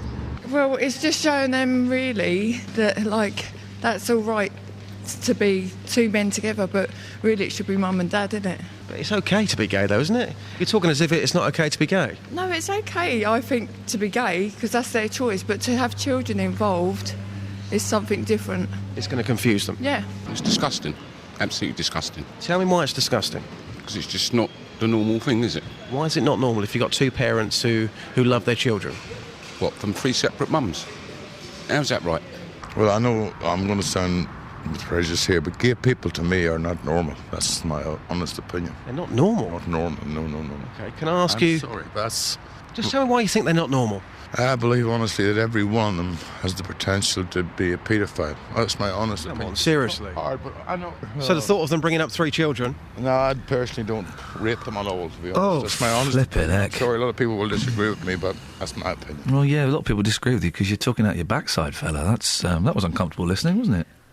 I'm staggered. People like that still exist in 2014? Blimey, just. Well, there you go. You wanted honest views. People, I think, were very honest. I was shocked myself. I thought this morning a lot of people would say, well, I thought people would have the issue with the 3 mums. That's what I thought the issue would be about this morning. But clearly from those people there, and a lot more we didn't use on that piece, a lot of people find gay parenting really, really offensive. Shocking, I know. Justin, thank you. It's not the gay parenting that shocks me. It's the attitude towards gays. Hang on, I thought we were 20... Let me just... Yeah, it's 2014. It's 2014, blimey. Haven't we got a long way to go? I thought we were nearly there. Flippin' heck. Travel news for beds, cards and bugs. BBC Three Counties Radio. We're just hearing from caller David that on the A421 between the M1 Junction 13 and Marsden Mortain, there's been an accident, so it's starting to queue around there. Elsewhere in Sandy, the A1 London Road's queuing between the St Neots Road at the Akbar and Bedford Road around the Sandy roundabouts, and the M40 London towards London is heavier than usual between Junction 5 for Stokenchurch and Junction 1A for the M25. That's because of people avoiding some problems on the M4 into London. That's also causing queues in Marlow on the A404 northbound between the Marlow Junction and Junction 4 for the High Wycombe Handy Cross roundabouts. Having a look at the M25 on the cameras, and it's queuing anti-clockwise between Junction 19 for Watford and 16 for the M40. And on the trains, Great Northern have delays between Welwyn Garden City and King's Cross because of emergency engineering works between Welham Green and Hatfield. Samantha Bruff, BBC Three Counties Radio. Thank you, Samantha. 8:46, Monday, the 10th of November. I'm Iain Lee. These are your headlines on BBC Three Counties Radio. Residents fighting plans to build a high-speed rail link which runs through the Chilterns are suffering depression and insomnia. That's according to research by the BBC. Bedfordshire and Hertfordshire police are taking part in a national gun amnesty for 2 weeks from today, and plans to develop land north of Luton are being made public today. Sheila, stay there. Be with you after we get the weather from Kate. Beds, Hearts and Bucks weather. BBC Three Counties Radio. Good morning. For some of us, quite a bright start to the day. We have some blue sky and sunshine, but just working their way into parts of Buckinghamshire and Bedfordshire and parts of West Hertfordshire. We have 1 or 2 showers as well, just moving south and eastwards. 1 or 2 heavier bursts in there as well. They shouldn't last for too long, however, but it is only 6, maybe 7 Celsius outside. They're not going to feel too pleasant.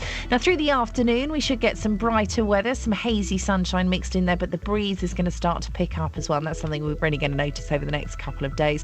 Maximum temperature up to 12 Celsius. For tonight, the cloud will increase from the west, the breeze picking up particularly over higher ground, the Downs, for example, the Chilterns could get quite breezy through there, but it does help to keep the temperature relatively mild, 8 to 10 Celsius the minimum, so not dropping down too far at all.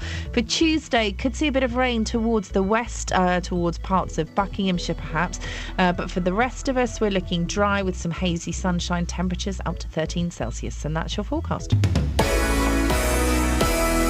Give it to me, Rob. Every weekday from 3. Good afternoon, welcome to the show. Local people. What's your story? Seems there's a law for them and then there's one for the press, and I disagree with what they're saying. Local views. In some cases, sort of 40% loss in value of their properties. Has Kenny Luton got it right? There is a responsibility when you're paid from the public purse. Local life. Do you want to know how much my carer's allowance goes up by every April when the tax year changes? £2. Roberto Peroni. And is it fair to target people on benefits? Weekdays from 3. BBC Three Counties Radio. Across beds, hearts and bucks. This is Iain Lee. BBC Three Counties Radio. I'm not gay. Sheila's in St Albans. Good morning, Sheila. Good morning, Iain. Good morning, Sheila. Right. Hello. A boa constrictor. Oh, hang on, I've just got to stop you, Sheila. I'm just getting through a very... Oh, hang on a second. Yeah, we're getting through a very important announcement from Richard Spendlove. Hang on 1 second. I am going to retire because I'm not going to sit here all night reading emails. OK, well, that's an exclusive here. What have you got for us, Sheila? Right. Your little song about the boa constrictor. Yes? Naturalist eaten alive by snake in TV stunt. I thought you'd be interested. Paul Rossoli has allowed himself to be swallowed alive by a snake for a documentary. Who did this?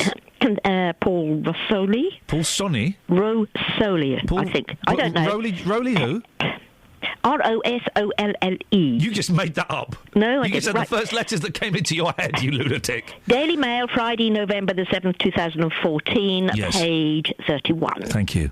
I have sent you a photo, if it gets there. A 26-year-old American took the precaution of donning a special snake-proof suit, which was to protect him against the digestive juices of the snake. Yeah. And it's going to be on the Discovery Channel, which will air Eaten Alive on December the 7th. Flippin' heck. And I thought you might be interested. I would like... The thing is, though, Sheila, it was an anaconda. I know. Not a boa constrictor, I know. so... I know, but it's similar. Well, I mean, is it's a snake. I need to... Can I just go to my producer and find out if it's similar enough? Producer Kath? I mean, it's big and long. Yeah. Yeah, Other than anyway. that's a different thing. And it eats them in a similar way, doesn't it? A boa... boa crushes, actually. Yeah. Boa crushes. They Let's sometimes find bite, out. but only to get purchase. I have the audio. Actually, it's funny you should say this, Sheila. Yeah. We got sent the audio from that gentleman being swallowed by the snake earlier on, and we weren't sure whether to play it or not. Should we play it? Go on, This is the actual audio of a researcher being swallowed by a snake wearing a snake-proof suit for the Discovery Channel show that's going to be screened soon. Here we go. I'm being swallowed by a boa constrictor. I'm being swallowed by a boa constrictor. I'm being swallowed by a boa constrictor. And I don't like it very much. Oh no, he swallowed my toe, he swallowed my toe. Oh gee, he's up to my knee, he's up to my knee. Oh fiddle, he's reached my middle, he's reached my middle. Oh heck, he's up to my neck, he's up to my neck. Oh dread, he's swallowed my... Jonas has posted on Facebook, Iain, will you stop saying gays? You wouldn't say straights, would you? I think you have. I have said straights, haven't I? I think I have. Priscilla's in Luton. Good morning, Priscilla. Good morning, Lee.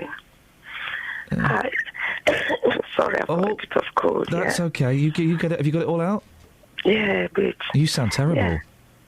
Yeah, I haven't been feeling well. Oh, how long you had this for? Oh, for the weekend, for the past 4 days, yeah. 4 days, and I mean, have you taken time off work, or you can't go into work with that, can you? No, my doctor is doing something about that. What's your doctor saying? He's giving me some tablets to take for that. Fancy having a steam? Well, have a steam? Yeah. I've been steaming my face off recently. Love a good steam. I'll get it out. Gets it all out of you. I try. I still haven't got a higher register. I still can't go... I mean, I can do that, but I can't do the... I forgot anything up there. There's nothing there. There's nothing there. If you did that, you wouldn't be at work, would you? Well. Yeah. What you got for us, Priscilla? Yes, I was just going to say, this time I think I agree with you. You know, you're not prejudiced. I don't think it's prejudice because we're talking about the health and future of children. And it's okay for anybody who can lovingly look after children. It doesn't matter what sex you are. But the important thing is, if you go to the extent of having to breed children from different surrogate mothers, in future, 20, 30 years down the road, the children want to know who their biological parents are. And if you can tell them, you're causing a life of misery for these children. And I don't think that is right. So are you saying you don't think gay men and gay women should have children? Oh, they can look after children, they can adopt children, but if you go to the extent of going to have surrogate mothers, you know, to get children, just because if you have that instinct to have children, then have it natural. But if you want to look after children because you love children, because you care, that's fine. But going as far as going to have other mothers... But I suppose the argument is, okay, and this is why heterosexual couples, this is why the straights have their own children more than adopt, because you want that child to be a part of you. You want that child to carry your DNA, your blood should be running through its veins. That is very true. And you can understand why gay men and gay women would want their blood running through their children's veins. Yeah, okay. In that case, then do it the normal way. What, the normal way being, what, to shack up with someone of the opposite sex? Exactly. But they're not straight. They're gay. Yeah, but that's what I'm saying. But the point is this: you have sacrifices you want to make. If you don't want to have a child through that way, then you're going to have to sacrifice. Priscilla, you know what? That's a really interesting word. You have to make sacrifices. I like that word. I think that... Priscilla, thank you. I want to go to Tom in London. Morning, Tom. Morning. What have you got for us? Well, I think you've got to tread carefully because you are there's a thin line between you sounding like you are prejudiced towards this because... I am prejudiced, yeah, I've admitted that. Yeah, and I think you're being very open about that. But what is so wrong about, if it's a loving, stable gay relationship wanting to adopt children, because there is more than enough straight people in bad situations with bad lifestyle choices, etc., having children by accident in unhappy, unstable relationships. I know What's the question? There was a question in there and it got lost. What is your issue with gay people having children? I don't know. No? I don't know. Well, as I've been saying all morning, I don't know, Tom. I don't know. I can intellectualise it. I can go through it emotionally. I have no reason for this. This is a prejudice in the purest sense of the word. Yeah, I see that. Like the woman previously just said, also calling, doing it the normal way. At the end of the day, there are plenty of children out there that need loving homes. Yeah. And if a gay couple can offer a stable and loving home, why the hell not? Well, I don't know. I have no argument against that. But too many people do. That's the problem. And like you were saying earlier, homophobia is rife in the UK, and it's getting worse. But you're not saying that I shouldn't express... No, I'm not saying you shouldn't. It's good to talk about this, but it's actually disappointing hearing a lot of other people's views about this. Yeah, it is. It's very depressing. Yeah, I'd agree with that. I'm trying to get my head around why I think this, and we've not actually come to any conclusion, and if there's a way of changing it. Tom, stay there. Jason's in Milton Keynes. Morning, Jason. You're right there, mate. What would you like to say? Well, my view is quite. It's going to upset your caller, unfortunately, because it isn't natural. I mean, I can get the fact that yes, there are children that aren't wanted to be part for adoption, but we're not talking about that. We're actually talking about children being born to go straight into a gay relationship and therefore depriving a child of its natural parent, which will confuse it, and then later on in life that child is going to want to know why am I different to everybody else, and while it might be fashionable, like micro pigs in handbags and all this sort of thing, I don't think it's right. Tom, it's fashionable. Micro pigs, these babies are micro pigs in handbags. Don't cry. Well, it just seems to be a bit of a fashion thing at the moment. Jason, we've only got 30 seconds. Go on, Tom, your response. Micro pig handbag. Well, that's a new one. I must go on eBay or wherever you get one of those. Where do you get them? He seems to know a lot about what gay people do. But he said his point is, Tom, that it's trendy and that it's just a fashion accessory for these gay couples. Not. Gay people suffer hardship and they suffer ignorance and they suffer prejudice like that all through their life, and they want to offer people a stable and reliable home where they don't get persecuted and they don't learn these things, because these kind of opinions are passed out from generation to generation. It goes deeper than ignorance and unintelligence. Thank you, Jason. We've got 15 seconds. Do you think a gay couple could be good parents, Jason? It takes a natural process of a man and a woman to make a child. It should be left at that, I'm afraid. All right, ladies and gentlemen, I don't think we reached any conclusions. It's certainly one conclusion I have reached is that flipping heck, there's a lot of we're not as enlightened as perhaps I thought we were. Thank you very much for indulging me with that. Let's get the travel. Travel news for beds, cards and bugs. BBC Three Counties Radio. On the A1M southbound, there's 2 lanes blocked between junction 9 for Letchworth and junction 8 for Stevenage. That's causing queues to junction 10 for Startfold because of an accident involving a lorry and 4 cars there. On the A421 between Marston Mortain and the M1 junction 13, there's been an accident there, and reports of that from caller David. Having a look at the speed sensors, it's not looking too slow at the moment on the A421, but is looking very slow on the approach to the M1 and that area there. On the A404 northbound in Marlow, it's queuing between the Marlow junction and the M40 junction 4 for the High Wycombe Handy Cross roundabout, and that's because of people avoiding problems on the M4. That's also causing it to be very heavy on the M40 towards London and between junction 5 for Stogan Church and the M25. Get out of here! Get out of here! Go! Okay. Get out! Samantha Bruff, BBC Three Counties Get Radio. out! For goodness sakes. Local and vocal across beds, hearts and bucks. This is BBC Three Counties Radio. Thank you, Iain. Good morning. Welcome to the JVS show. I'm Jonathan Vernon Smith. It's Monday, it's 9 o'clock, and on today's Big Phone In...